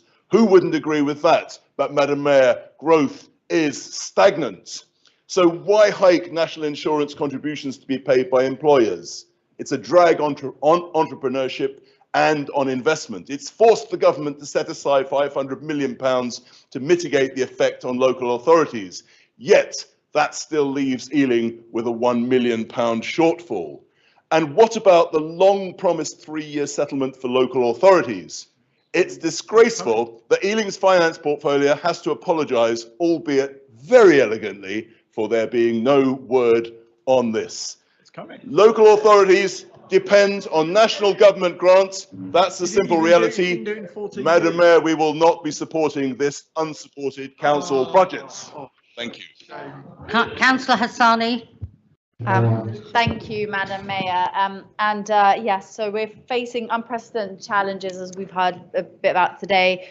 The triple squeeze, the increasing costs of adult and children's services, with a skyrocketing demand for housing driven through the unique circumstances in London. But actually all these challenges have been compounded by years of Tory economic mismanagement and prolonged underfunding for 13 years, and a complete miscommunication with local councils, no respect for local councils. So, of course, we breathe a sigh of relief now with the Labour government that we're able to work with them closely, hand in hand, to share, the issues we're having, and we're already getting positive feedback and responses from them. I'm grateful to Councillor Donnelly and all the team led by Emily Hill for getting us to this point, because it's actually a massive effort to bring forward this balanced budget. And as a first cabinet member this year, I've seen sort of the background workings of that, and it's a real difficult process, but it's amazing that we are here with a balanced budget. But it's these costed decisions that really are allowing us to continue investing back into our communities. And in my portfolio, I know, and we all know when speaking to residents, that they want to live in towns full of pride and identity and care, and that's why we're continuing to be ambitious for our neighbourhoods. That includes our once-in-a-lifetime generation leisure and sports facility in Gurnell, which we're continuing to progress. And as I said earlier, we've got the planning permission and we're continuing to work on that project. So our young people can be proud to be able to swim in an Olympic-sized swimming pool here in our borough. And we're also continuing to spearhead our plans for a regional park, leading the way for a West London regional park that will rival the rest of the capital, providing more green space, more leisure and sport activities for our residents. And through our town forums, we are continuing, and our promises across actually some of our work with communities, including our community charter, our access guarantees. We're investing up to 2 million in local projects, and these are being decided on the ground by local people. And as I say, it's because of our balanced budget that we're able to reinvest and to continue making these commitments. Through our libraries programme, for example, we worked with communities to hand back power over how some libraries are run. We've seen the good work in Northfields and Hanwell, and now we're replicating that in libraries such as Greenford.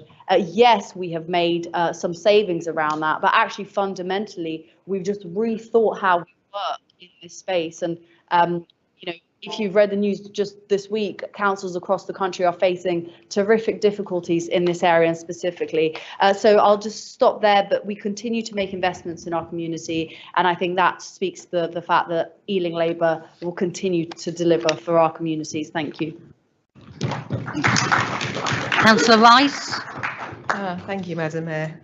Madam Mayor, before I became a councillor, I got the chance to be an observer to the Labour group, so I do remember all the concerns raised when Ealing lost respite care for children with special educational needs. And I remember how Councillor Binder Rai listened and managed to open the Haydock Respite Centre in what would later become my ward of Northolt Mandeville. Northolt Mandeville is also home to Bellevue School, a secondary school for children with special needs, and Willow Tree Primary School successfully opened an additionally resource provision for younger local children with special needs. The Public Accounts Committee reported on the position of special needs education in this country and painted quite a daunting picture of what faces councils right now and the challenges ahead. The report from the Public Accounts Committee does not manage to conclude why there is such an increase in demand. However, the committee does recommend that more should be done to identify needs early on, with the intention of reducing that demand through group support and also finding how to use resources more efficiently. The number of children and young people with education, health and care plans was up by 140% since January 2015, and it was growing fastest across 3 areas: autism spectrum disorder, speech, language and communication needs, and social, emotional and mental health. I know of one example where 25% of the reception class of a mainstream school are SEND children. The school is struggling as it has no specialist resources to offer these children and the attention they deserve. And of course, there is the prospect that such numbers will continue to attend the school in the years ahead. We bear in mind that 56% of teachers feel confident that they can provide the support which SEND children need. Only 56% of teachers. In the meantime, funding has not kept pace with demand, and the £1 billion from the current government, which is battling against so much of the lack of foresight of the previous government in so many areas, well, that £1 billion will not be enough and will likely plug existing deficits only. The Local Government Association warns us that half of councils which support special needs education will become insolvent next year. Councillor Arid Shah, chair of the LGA's Children and Young People's Board, urges that putting councils on a stable financial footing has to be part of the comprehensive reform plan, which focuses on boosting inclusion in mainstream schools, early years settings and colleges, ensuring they have the capacity and expertise to meet the needs of children with SEND. This is not just about children with SEND though. Other children in the mainstream setting deserve attention, and how can stretched teachers, schools and local authorities provide that when they are struggling to teach and care for increasing numbers of children with special educational needs? And what do we learn from all of this ourselves? We learn how investing and offering early help to SEND children is more effective and indeed more cost efficient than firefighting with the consequences of placing children into under-equipped schools. We in Ealing Labour understand this, and that is why we'll strive to give all our children the best start in life by making sure the right early help services are available in the right place by providing more facilities for pupils with special educational needs and disabilities. We are proud of our fantastic local schools, nearly all of which are rated good or outstanding by Ofsted. May our record continue to inspire us to achieve even more for all. Thank you. Councillor Hirsch. Thank you, Madam Mayor.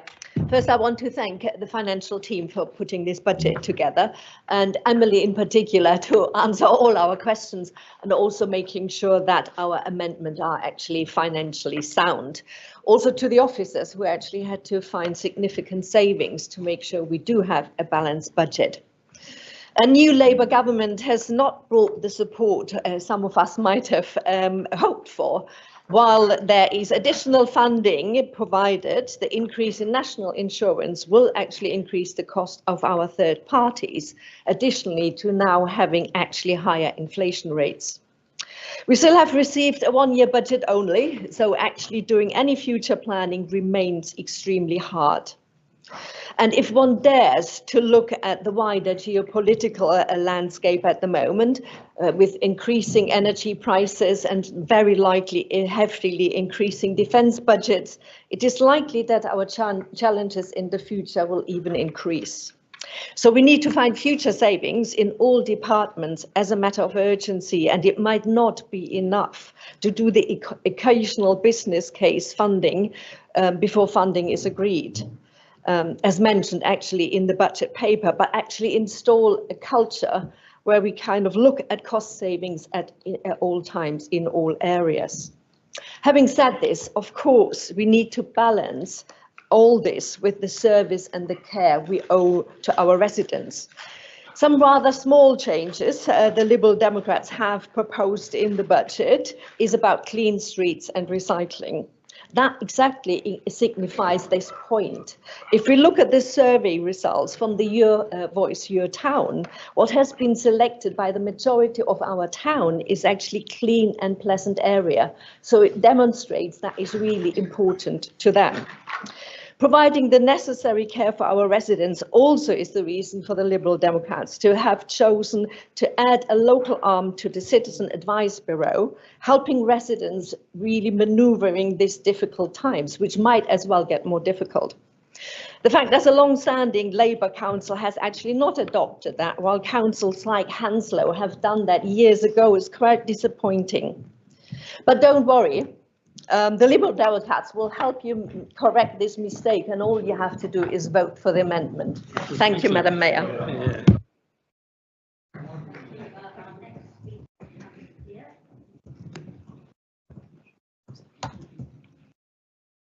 Thank you, Madam Mayor. Madam Mayor, you can tell by the speeches from the opposition benches that it's very painful for them to hear the account of their 15 years in power. But sadly, they cannot see what the whole demoralized nation can see all around them. Broken public services, broken NHS, broken housing market, broken roads and potholes. And I think this is the problem in terms of their perception. And I think there are three things that stick in people's perception. Three iconic images of the 15 years of Tories in power. As I say, broken roads and potholes, broken social care. 3 election manifestos of the Tories and 5 prime ministers, they have not been able to fix it. And that has played havoc with the budgets of local authorities and NHS. And the third iconic image in people's consciousness is the Liz Truss budget, the reckless budget, which for 49 days really sent the rate of bond yields on government debt sky high and the economy in meltdown. And people like me, retired people, were really fearful of their pensions, but the Tories cannot see the mess they have made in 15 years in power. However, and I think despite all these difficulties in 15 years, I think we need to commend Labour Council here in Ealing, and I think Ealing Council needs a King's Medal for fiscal prudence. For 15 years, producing a balanced budget, and thanks to our officers and the Labour leaders who have really done this difficult task. So however difficult it is for them, the next step that we need to recognize is that it's going to take a long time to rebuild the country and its economy and our public services. You cannot put right in one night the wrongs of 15 years. Yes, the people in a huge groundswell of dislike for the Tories, they booted them out on the 4th of July, but you cannot expect service to return to normal in one day. It will take time. And I think the Labour government has made a beginning, as Councillor Donnelly has said. More money for local authorities. Ealing is going to get 4.5 more in terms of core spending power, a recovery grant, more social services grant, and all these grants will help. Locally, I think I couldn't do better than Councillor Moffat, who has very eloquently put what Labour Council is going to deliver in the years to come. I think there's no time for me to ramble on in my usual style. So I think I will stop here and say I commend the budget. Thank you very much.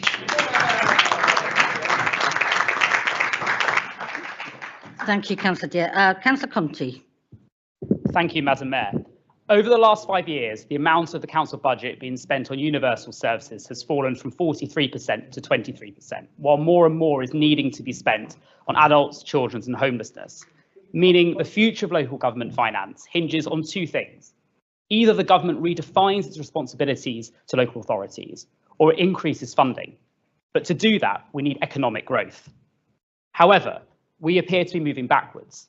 The Bank of England just a few weeks ago slashed growth forecasts for 2025.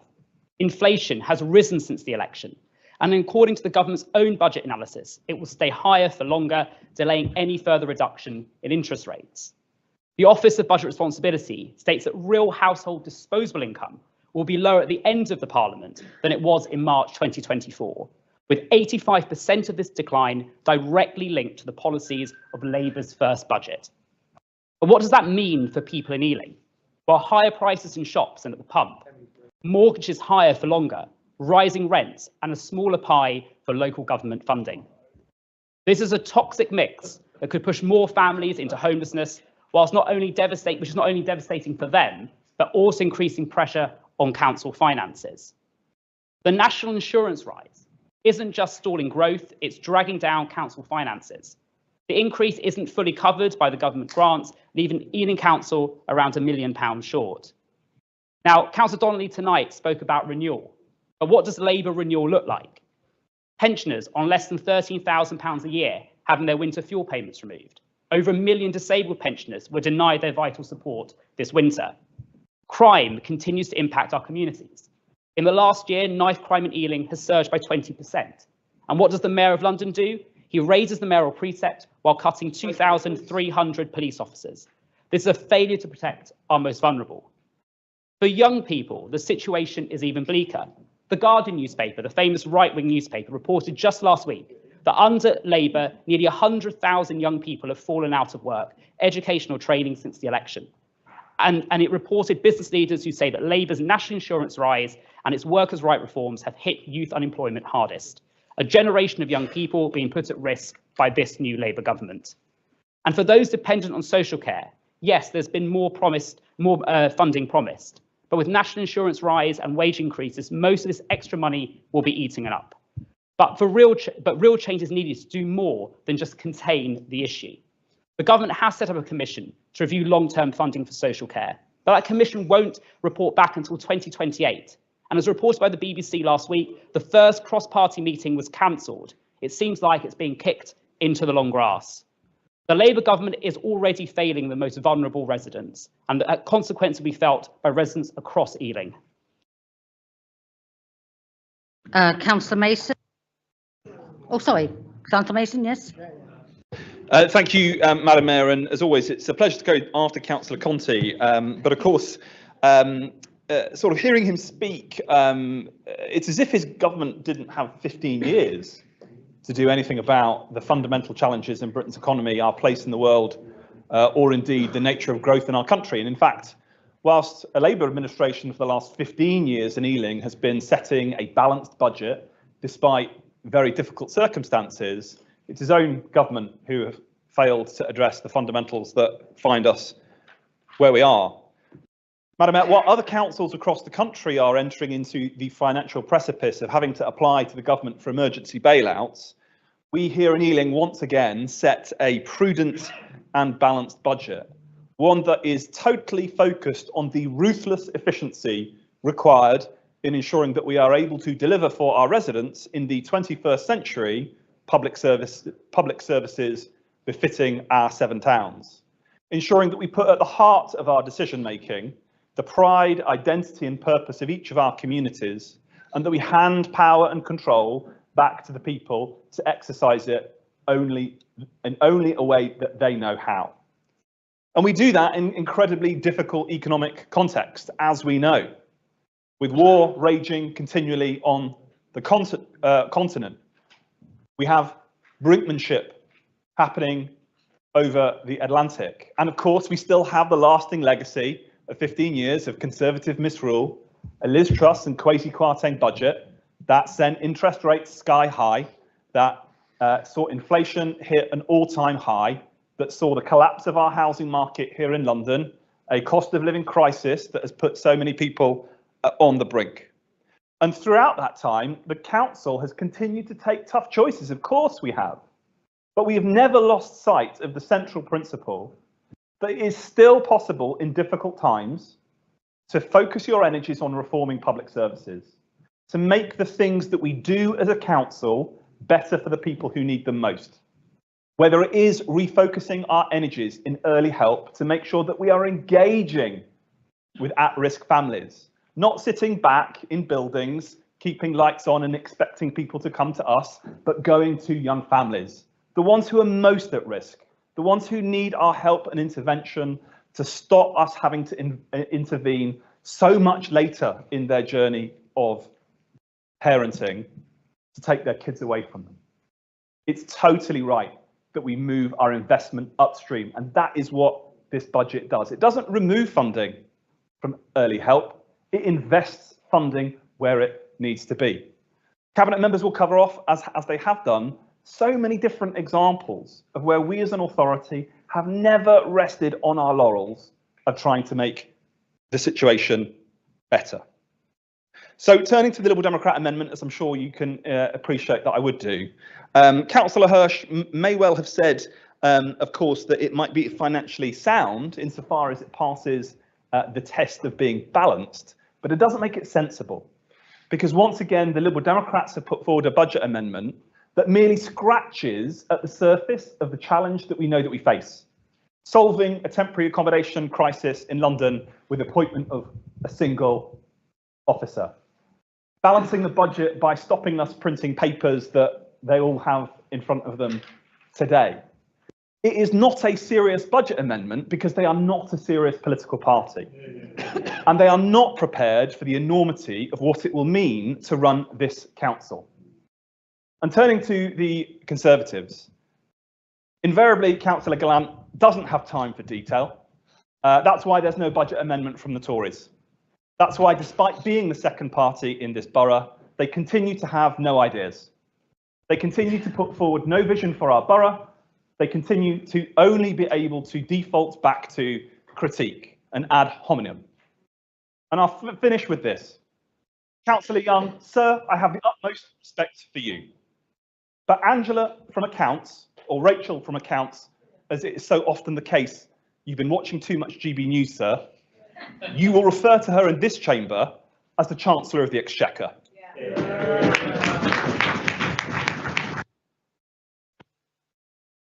Councillor Newsted. Thanks, Madam Mayor. I don't really know where to start with this. There was a point earlier about direct payments, which I think I probably already established that the Lib Dems know very little about adult social care, so I'm going to pass on that one. But what I am going to talk about is their extremely bizarre amendment suggesting that we introduce a Citizens Advice Bureau in the Borough of Ealing, because we have the Ealing Advice Service. It is a consortium of 10 of our local specialist voluntary organisations, including MenCap, Age Ealing, Mind, Deaf Plus and GOSAD. It helps our residents, thousands of residents every year, through telephone advice, through casework, through pro bono solicitor work, with advice on benefits, housing, debt, consumer issues, immigration advice, employment, social care. And it's been in existence since 1975. And how do I know about the work that the Ealing Advice Service does? Because I volunteer there for a day every single week. And I would highly recommend that the Lib Dems get their house in order and understand more of what happens in this borough and more of the things that we fund, because we fund that advice service. It is independent, and we also fund most of those organisations that make up that consortium. So it is insulting to suggest that we don't have an advice service or we don't have something in place that supports our most vulnerable residents. So I would, on behalf of the consortium, invite you to come and have a look and see what we do, because day in, day out, they are helping people with some of the most incredibly difficult issues and problems that they encounter. And they are there every day to help and support those people. Now, again, I'm off track with my speech. So I've cut you, as you'll be very delighted. I don't even know if I could make any of it. But I did want to talk about the great work we're doing in adult social care. And I particularly wanted to welcome our opportunities to work with the NHS and with the Change NHS agenda to ensure that we are helping move care from hospitals to the community. We're embracing digital transformation and we shift the treatment from treatment to prevention. Now, all of those are spaces that we inhabit as local authorities day in, day out, and they are crucial areas where we will partner with NHS to deliver better outcomes for our residents. And I wanted to really finally note that it's not every day, on perhaps a more cheering note that I've been able to hit so far in my speaking today. It's not every day that our social workers get to talk about their work at Number 10. But last month, Joanna James met Sir Keir Starmer to do exactly that. After the introduction of AI tool Magic Notes, social workers were able to cut the amount of time they spend on paperwork by 50%, meaning they can spend more time doing what social workers go into social work to do, which is helping and supporting residents and communities to live fulfilling, independent lives. And if that doesn't tick the embracing digital transformation box, then I don't know what does. So thank you very much, Madam Mayor. Councillor Blacker. Thank you, Madam Mayor. Can I thank Councillors Summers, Rice and Moffat for their words about the investment in children's services in their ward of Northolt Mandeville. And can I reassure all colleagues that it is not just Northolt Mandeville that we're investing in. You are more than welcome to ask me for details about how we're investing in your wards. The Lib Dems at the very beginning said they wanted the best possible start for our young people. And I should commend Councillor Oxley for the best possible start to his speech, quoting my own words. But it went downhill from there because he clearly had only read the first page of the consultation document, a consultation that I should remind you is open until the 27th of April, and it is an open consultation, and we look forward to the results, and I encourage you all to take part and encourage your residents to do so, because it's an important one. The Lib Dems want to continue with the status quo in our early help services, but what is that status quo? The status quo in children's services, we have around 1,000 children in our statutory services, and we have around 4,000 children with education, health and care plans. Councillor Rice highlighted the growth nationally in that. Locally, that's growing about 10% a year. And all in all, that pressure in our services, you will see in the budget papers, amounts to about £8 million in the next year of additional investment we're having to put in because we are catching problems at the later stages. When there are already problems in families, children have already got needs that we need to meet, a cost of an additional 8 million in the next year in a budget of only around 92 million in children's services. So the question we are asking is, can we catch some of those problems earlier? Well, 60% of our children in the borough attend children's centres. It's fantastic. We do great work with them. But only 24% of the children in those statutory services, those for whom we are putting in interventions, that we're saying to a family, your child is no longer living with you, for instance, only 24% of those children have accessed those children's centre services. So no, we are not giving every single child in this borough the best possible start. And yes, if we want to stop that growth in social care costs, that even opposition councillors have mentioned, we need to look at that bottom end of that kind of social care journey. We're doing fantastic work at the top. Councillor Moffat mentioned the investment in preventing and in the edge of care prevention, stopping children going into care, keeping families together, use of kinship carers, so that children know the people who are looking after them.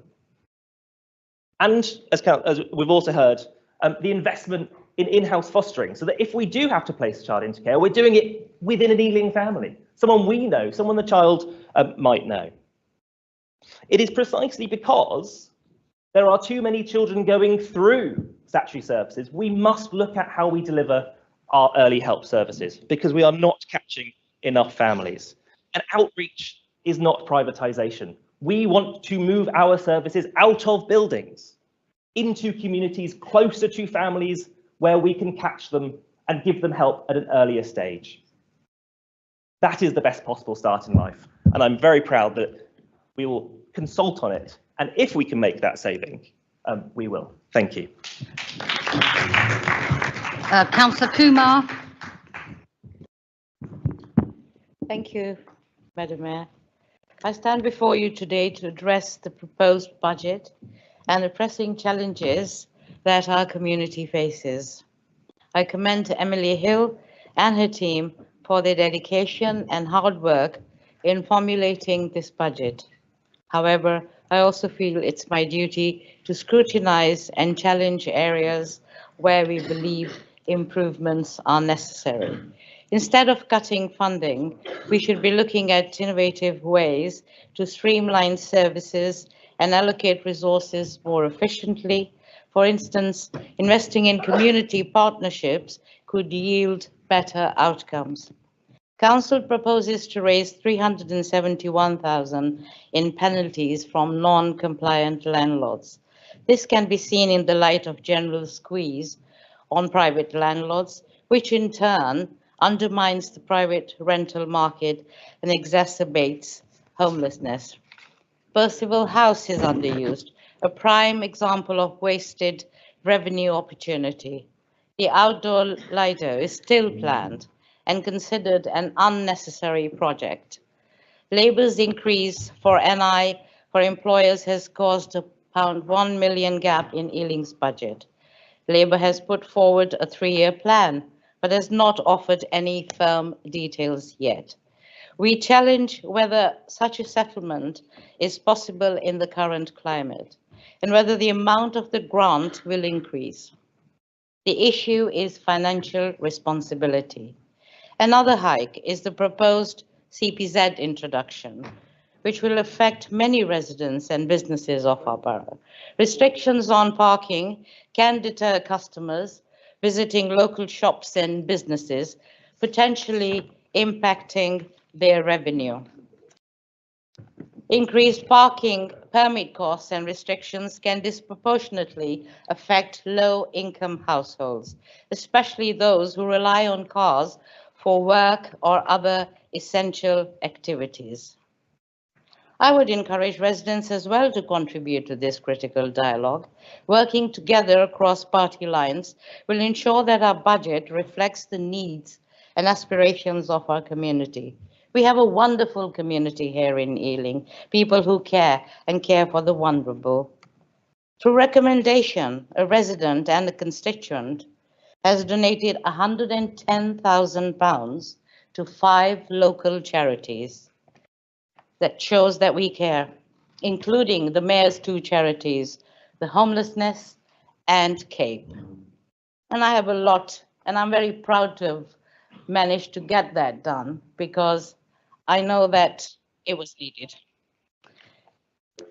While we appreciate the efforts made, we believe that there are significant areas of improvement in this budget. By addressing these challenges head-on, we can ensure a brighter future in Ealing. Thank you. Next we have Councillor Baccalini. Thank you, Madam Mayor. I'm very proud to speak on our first budget under a Labour government that has already started laying the foundations to rebuild Britain, beginning right here in Ealing. This budget reflects our values, priorities and commitment to the people of this borough, but is also a direct response to 14 years of Conservative failures, where economic mismanagement left councils like ours struggling. Oh, and Councillor Gallant and Councillor Young, sorry to burst your bubble, but you're a little too late to the party. You had 14 years to lecture your own party about spending money wisely, while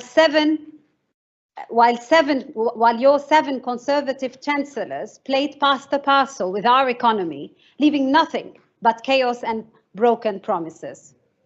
As a result, Ealing, like many councils, has been left under serious financial strain.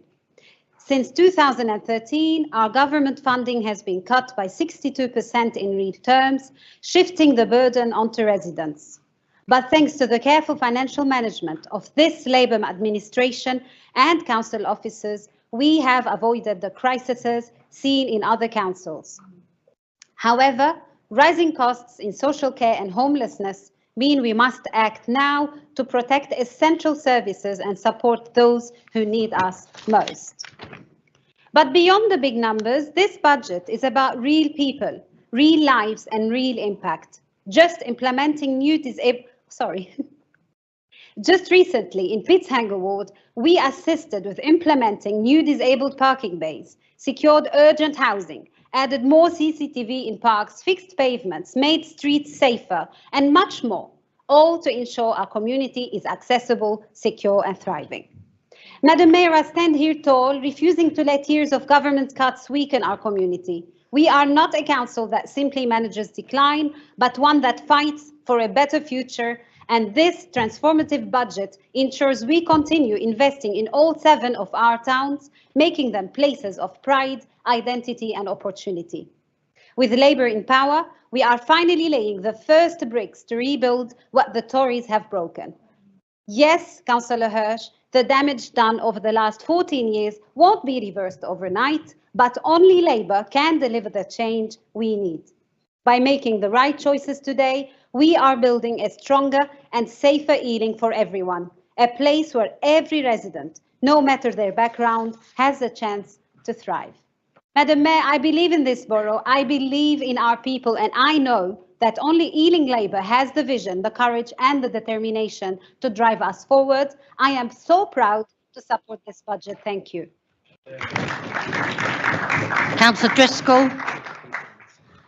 Thank you, Madam Mayor. I'm wondering where to start.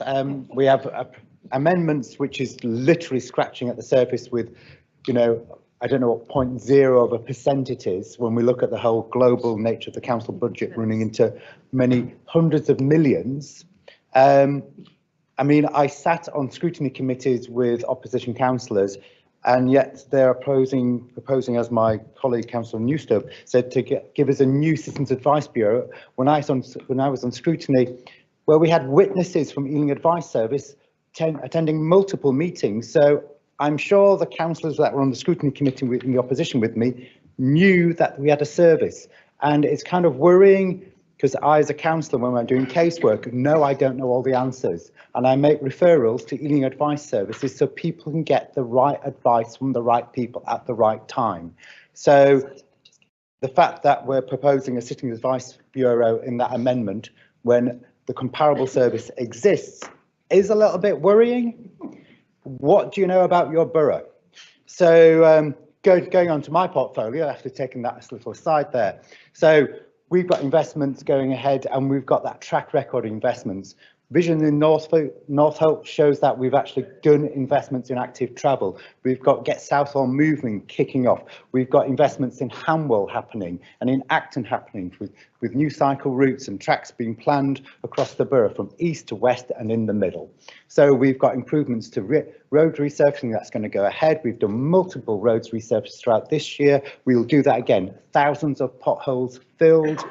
We've got live and vibrant programs in all those active travel areas with consultation. So I beg you not to take that amendment there where we won't have the money to print the consultation documents that we need, because my portfolio has a lot of consultations going on multiple times, and a lot of them are printed so people have access to the information. Often we deliver letters to thousands of households so everybody is informed. So that's kind of crucial to make sure we have people informed there.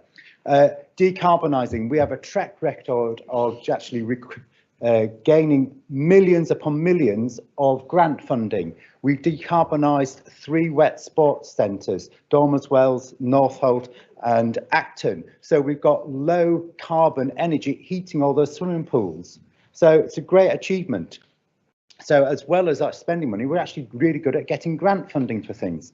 So, and as for the proposals about recycling, I really think you don't understand the challenges that we're facing, and also the opportunities. Extended producer responsibility, what that is giving to councils, and the simpler recycling gives us lots of opportunities. You simply haven't got a grasp of the situation here. So I'll leave it at that, and I commend the budget. Thank you. Thank you. Councillor Manro. Thank you, Madam Mayor, and thank you to Emily and the officers for their hard work on this year's budget. At this meeting a year ago, I spoke about the issues found in Havering, Nottingham and Woking, where the authorities found themselves with overspends in the tens of millions. Now we have even more names to add to this growing list of local authorities in trouble. Newham, Swindon, Shropshire, Enfield, Barnet, Worthing, all requesting help from the government for the first time, and they're just the tip of the iceberg. 30 authorities across the country and almost a quarter of London local authorities have asked for exceptional help for financial support. In Ealing, our careful and prudent attitude to our budgets has left us off these lists for the moment, but like many other boroughs, we've had to make tough financial choices to ensure that we can continue to deliver services to our most vulnerable residents. The introduction of the Community Infrastructure Levy will raise revenue of around about £10 to £12 million a year. Our new local plan will help development in the borough. Our planning service is a platinum service, one of the top 12 in the country. And as for the new homes bonus, Councillor Gallant, you only get it if you build homes. And if you don't build homes, you don't get the bonus. We got the third highest the previous year. Ealing is actually one of the biggest, the boroughs that has the most number of affordable housing built last year. But we did not build in 2024. In 2024, there was not a single application to our planning service to build homes in our borough, all due to Liz Truss and the cost of living crisis. Material prices are higher, inflation is higher, interest rates are higher, all caused by this Tory government over 14 years. And that's your government's fault. And obviously in planning committee, you always oppose any sort of application for housing in the borough. Our 7 towns are very important. We want regeneration and development to be spread across the borough and not clustered.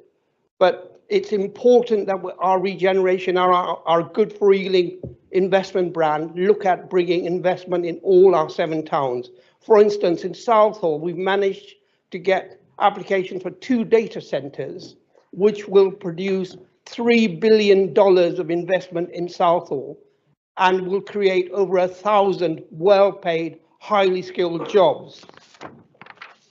We are continuing to invest in our capital programs with plans in the pipeline to purchase and build hundreds of generally affordable homes for our residents, continuing to work with our partners to face up against the difficult conditions that the last Tory government has left us with.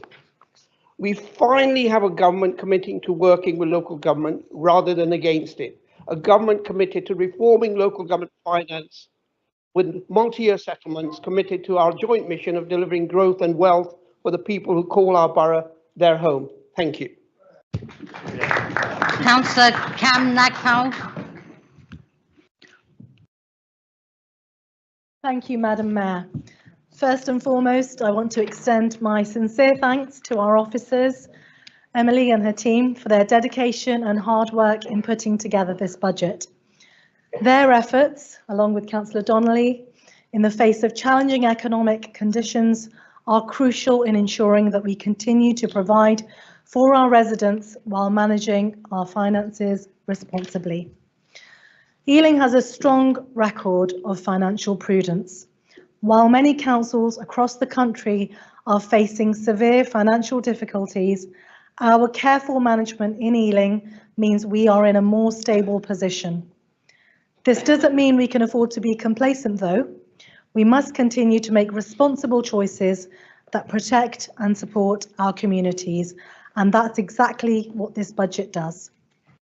At the heart of this budget is a commitment to supporting those who need it most. We continue to offer one of the most generous council tax support schemes in the country. We are committed to improving incomes and creating opportunities for our residents. That's why we are proud to continue offering business rate discounts for those businesses that become accredited as living wage employers and pay their workers a fair wage.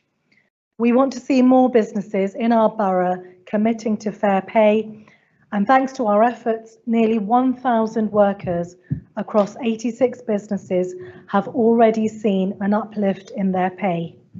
This is real, tangible change that is improving lives. Councillor Conti, your point about our younger generation missing out on jobs. We've already helped to secure over 1,500 apprenticeships. For our young people, through apprenticeships, through creating pathways into employment, for our care leavers, we're currently running a music boot camp so that young people can gain skills to pursue a career in music and film. There are so many more mentoring opportunities and much, much more.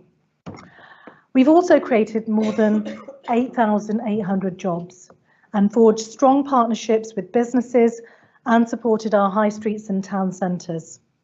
We will continue to support our local economy, working across all our 7 towns to drive growth, create jobs and ensure prosperity for all our residents. Through smart financial management and strong partnerships, we are building a more resilient borough for the future. Thank you.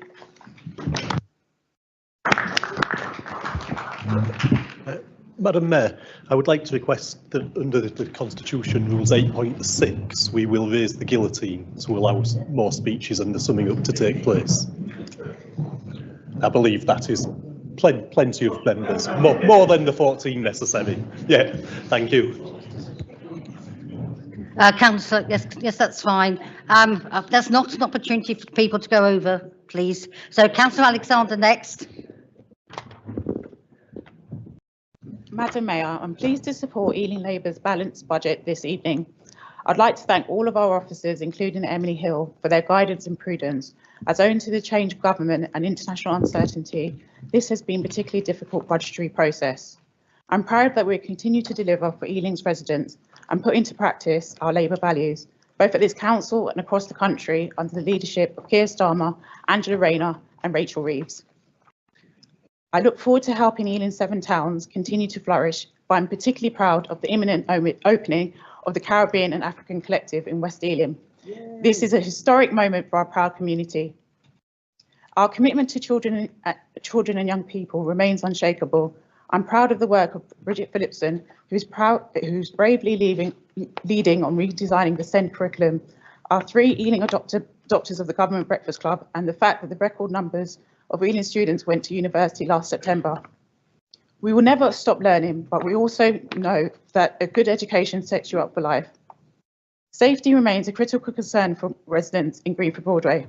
I'm proud of the government's increased funding for the Metropolitan Police, but that also comes with reshaping how our communities are policed. We must do better in representing our diverse communities rather than criminalising them, and I look forward to continuing to work with our community safety partners to ensure that our police force is as diverse as our brilliant borough. I was pleased to attend the recent Your Town, Your Voice event in Greenford.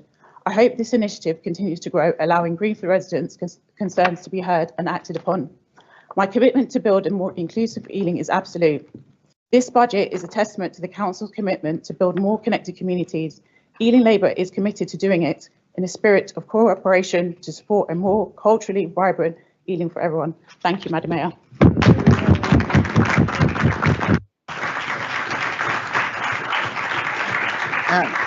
Councillor Mahfouz.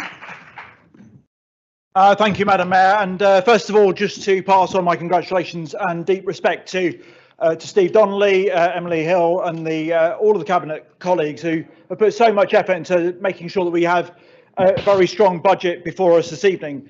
But if I could turn to the other side for just a moment, for the Tories and the Lib Dems to have the brass neck to sit here and stand here and complain that we haven't fixed the mess that they have left this country in is like arsonists complaining that the fire service hasn't come out, put the fire out quick enough. Unbelievable. But we don't need to look that far. We don't need to close our eyes and imagine some imaginary land of what the Tories would do if they were in charge instead of us here tonight. We need to look just down the road to next door Hillingdon, where they had one of the best levels of reserves in London.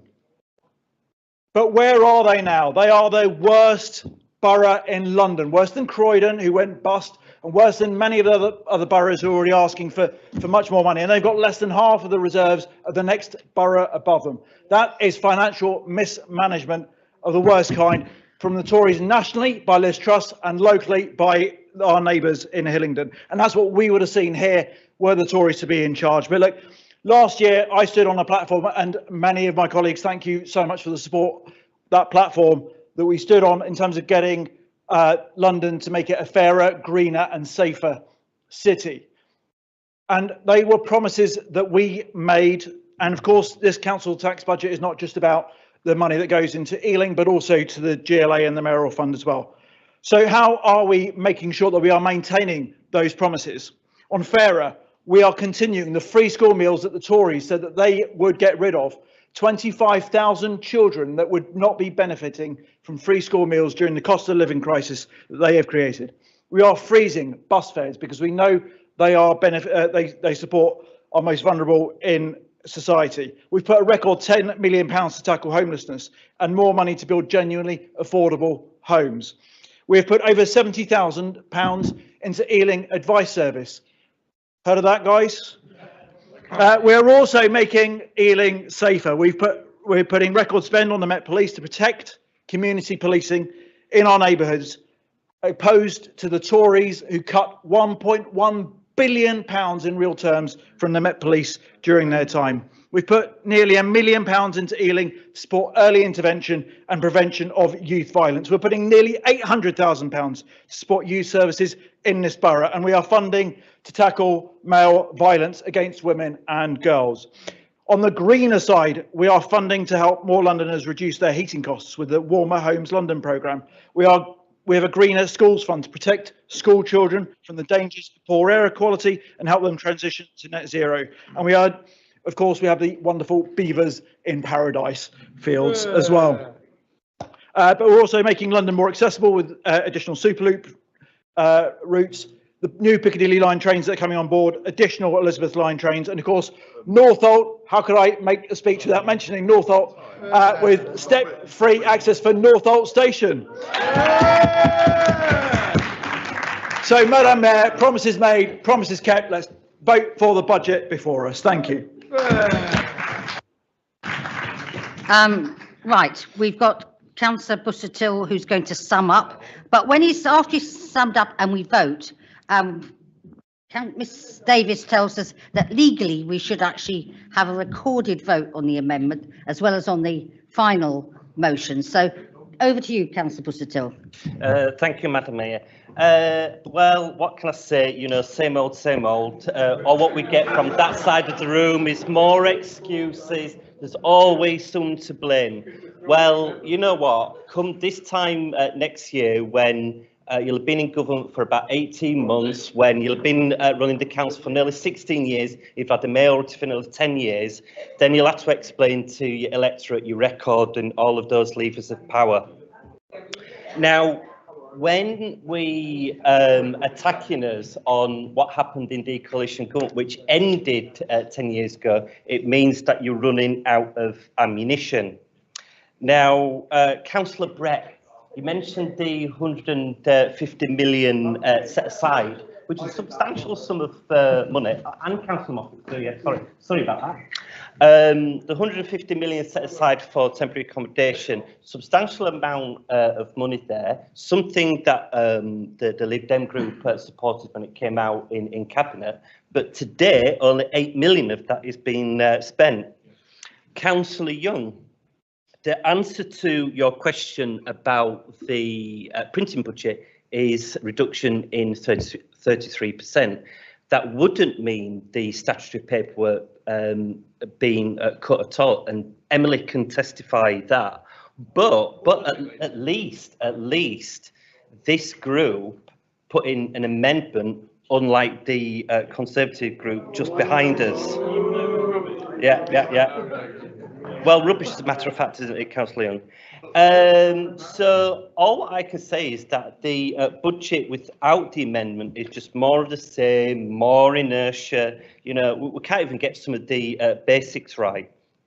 Now, you know, lastly, Councillor Manro, is you're not going to meet your 4,000 genuinely affordable home target. I mean, that was apparent right at the beginning of this term. Look, I remember when interest rates was 5% back in 2008. I think it was about 16 years ago now. They went down to almost zero.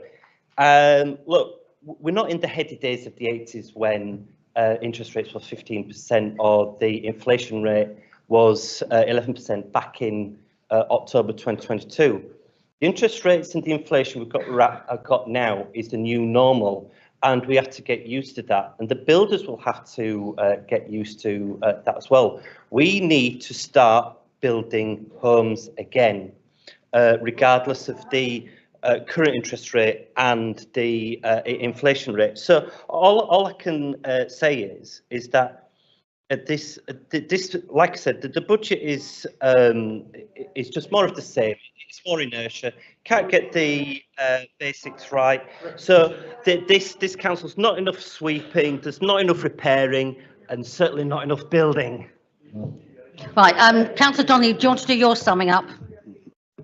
I do indeed, Madam Mayor. Thank you. Just in reverse order, we'll stop referring to the coalition government when we stop believing that you'd do it again at a moment's notice. Also, Councillor Busuttil, we're not in the habit as members of this council of declaring that officers will testify on our behalf. That's not a proper thing to say, and perhaps you didn't think about its meaning, but it's not a right and proper thing to have done. Right. One of the fun things about my portfolio is at this moment I normally get to say a few unkind things about opposition speeches within the laws of slander. I was a bit concerned at the start of the debate because nothing seemed to be happening or being said. Then my own friend Councillor Young popped up, and it was another of his breakneck cavalcades of statistics. And I always shout Kalu Kalay when he gets to his feet, but I was reminded of another Lewis Carroll quote: "The hurrier I go, the behinder I get." However, I took the chance to do some research. Apparently he never said it. It is a complete fabrication, which brings me to the Lib Dems. Councillor Busuttil claimed we pay more than ever in council tax. I think I demonstrated earlier that in real terms we're not paying more than ever before in council tax, and I don't think anybody could consider the range of things that they put forward as reasonable, costed and practical. Councillor Malcolm made reference to damp and mould. Clearly we take those things seriously in a housing context, but given how little that was new in his contribution, it felt that damp and mould had entered his political thinking.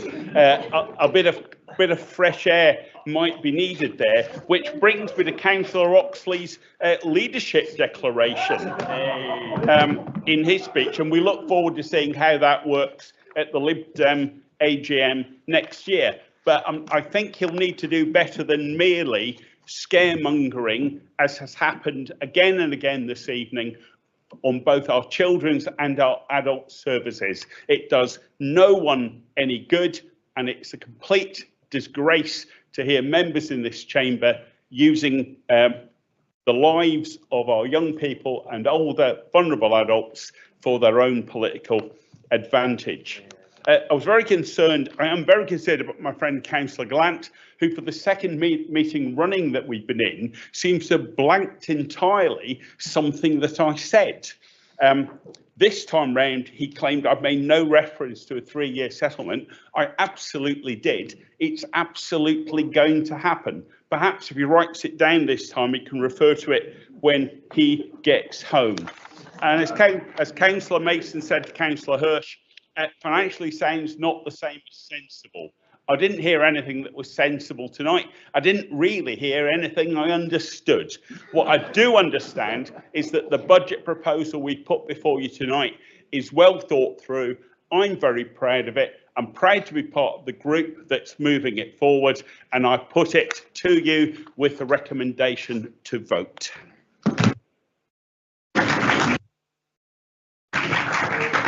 Right, we're going to take the amendment first, and the Chief Executive is going to call your names. I'm sorry we're doing two, but apparently this is legally what we have to do. So, okay, this is on the amendment. Yes, it's a new thing, but obviously apparently we've been breaking the rules for years, but never mind. Go on. Councillor Shaw. Against. Councillor M. Ahmed. Against. Councillor S. Ahmed. Against. Councillor Alexander. Against. Councillor J. Anand. Councillor P. Anand. Against. Councillor Backlini. Against. Councillor Baines. Councillor Blacker. Against. Councillor Brett. Against. Councillor D. Crawford. Against. Councillor K. Crawford. Against. Councillor Cordeer. Councillor Deer. Councillor Dinser. Councillor Donnelly. Against. Councillor Douglas. Against. Councillor Driscoll. Councillor Gordon. Councillor Hamidi. Against. Councillor Hashani.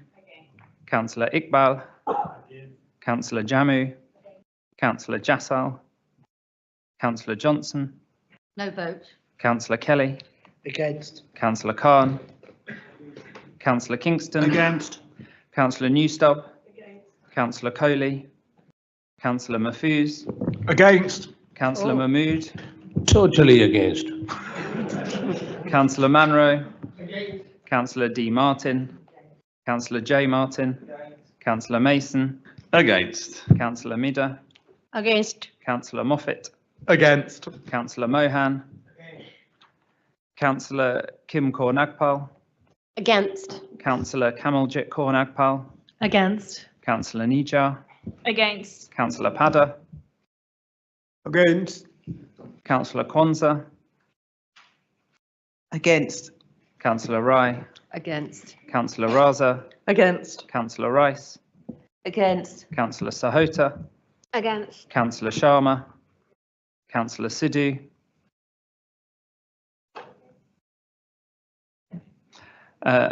Councillor Summers. Councillor Taylor. Councillor Tighe. Against. Councillor L. Wall. Councillor R. Wall. Councillor Wesson. Councillor Busuttil. 4. Councillor Ball. 4. Councillor Hirsch. 4. Councillor Malcolm. 4. Councillor Oxley. Councillor Steed. Councillor Kumar. Councillor Conti. Councillor Gallant. Councillor Young. That falls. Now, a vote on the substantive motion, and I think we have to do a recorded vote again. Yes, off we go.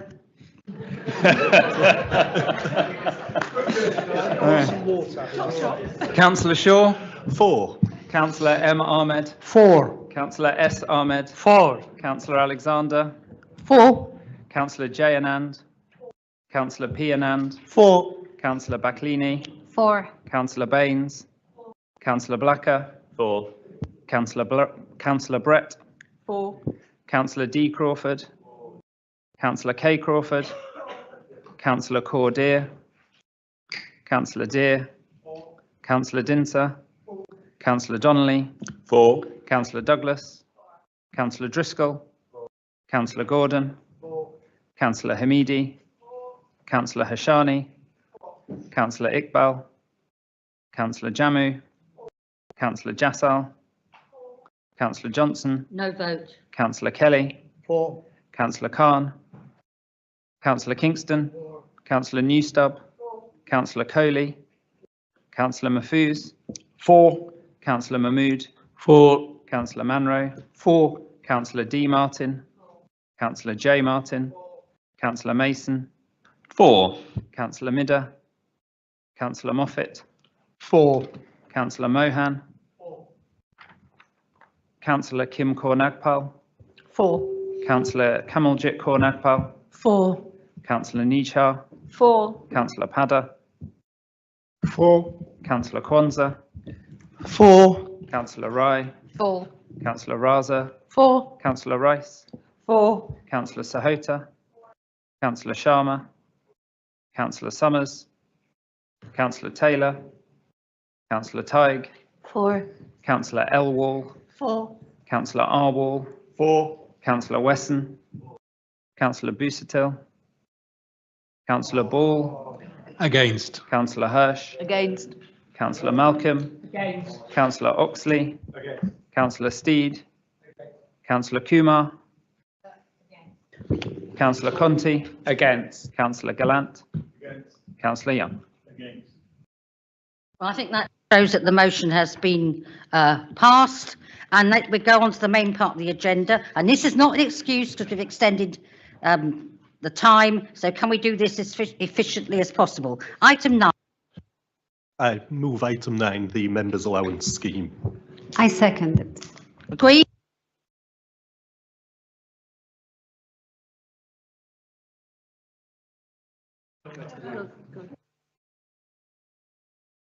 Allowances. Sorry? Yeah, we need to vote apparently. Okay, just a show of hands. Those in favour of the scheme, hands up. Those against. Okay, thank you. Item 10, pay policy statement. I move the pay policy statement, item 10. I second it. Agreed? Agreed. Appointments to committees, item 11. And I move the appointments to the committees and would also like to note that Councillor Kim Nagpal will be replacing Councillor Blavina Hashani on the Gunnersbury Park Trust. Madam Mayor, I wish to move a procedural motion 12.4 to refer the independent member appointments to the Victoria Hall Trust Committee on the basis that one of the individuals listed does not appear to meet the person specification for the role. Yeah. I second that. I'm not sure that the full council is a place where we should discuss individuals. So perhaps this can be sorted out outside this meeting. I'm not asking the legal guys, but I think we should do this outside. No, we need to move. Madam Mayor, may I be helpful? If you delegated the power to appoint to the Victoria Hall Committee, that might solve your difficulty. Sorry, Councillor Young. If you delegated the power to appoint the independent members to the committee itself, then Yes, I they would think be able that's- to make the decision outside of this chamber. Yeah, I think that's sensible, isn't it? No. No? Take a vote Okay. on the motion. Okay. Then, those in favour of Councillor Ball's motion? Right. Those against, that will get sorted out, I'm sure. Thank you, that falls. Vote on the actual paper. Yes. Can we take a vote on the paper, those who agree with the paper? Agreed? Those against? Right, noted. And that, item 12, changes to the constitution. I formally move, Madam Mayor. I second it. That's agreed? Agreed. Agreed. Thank you.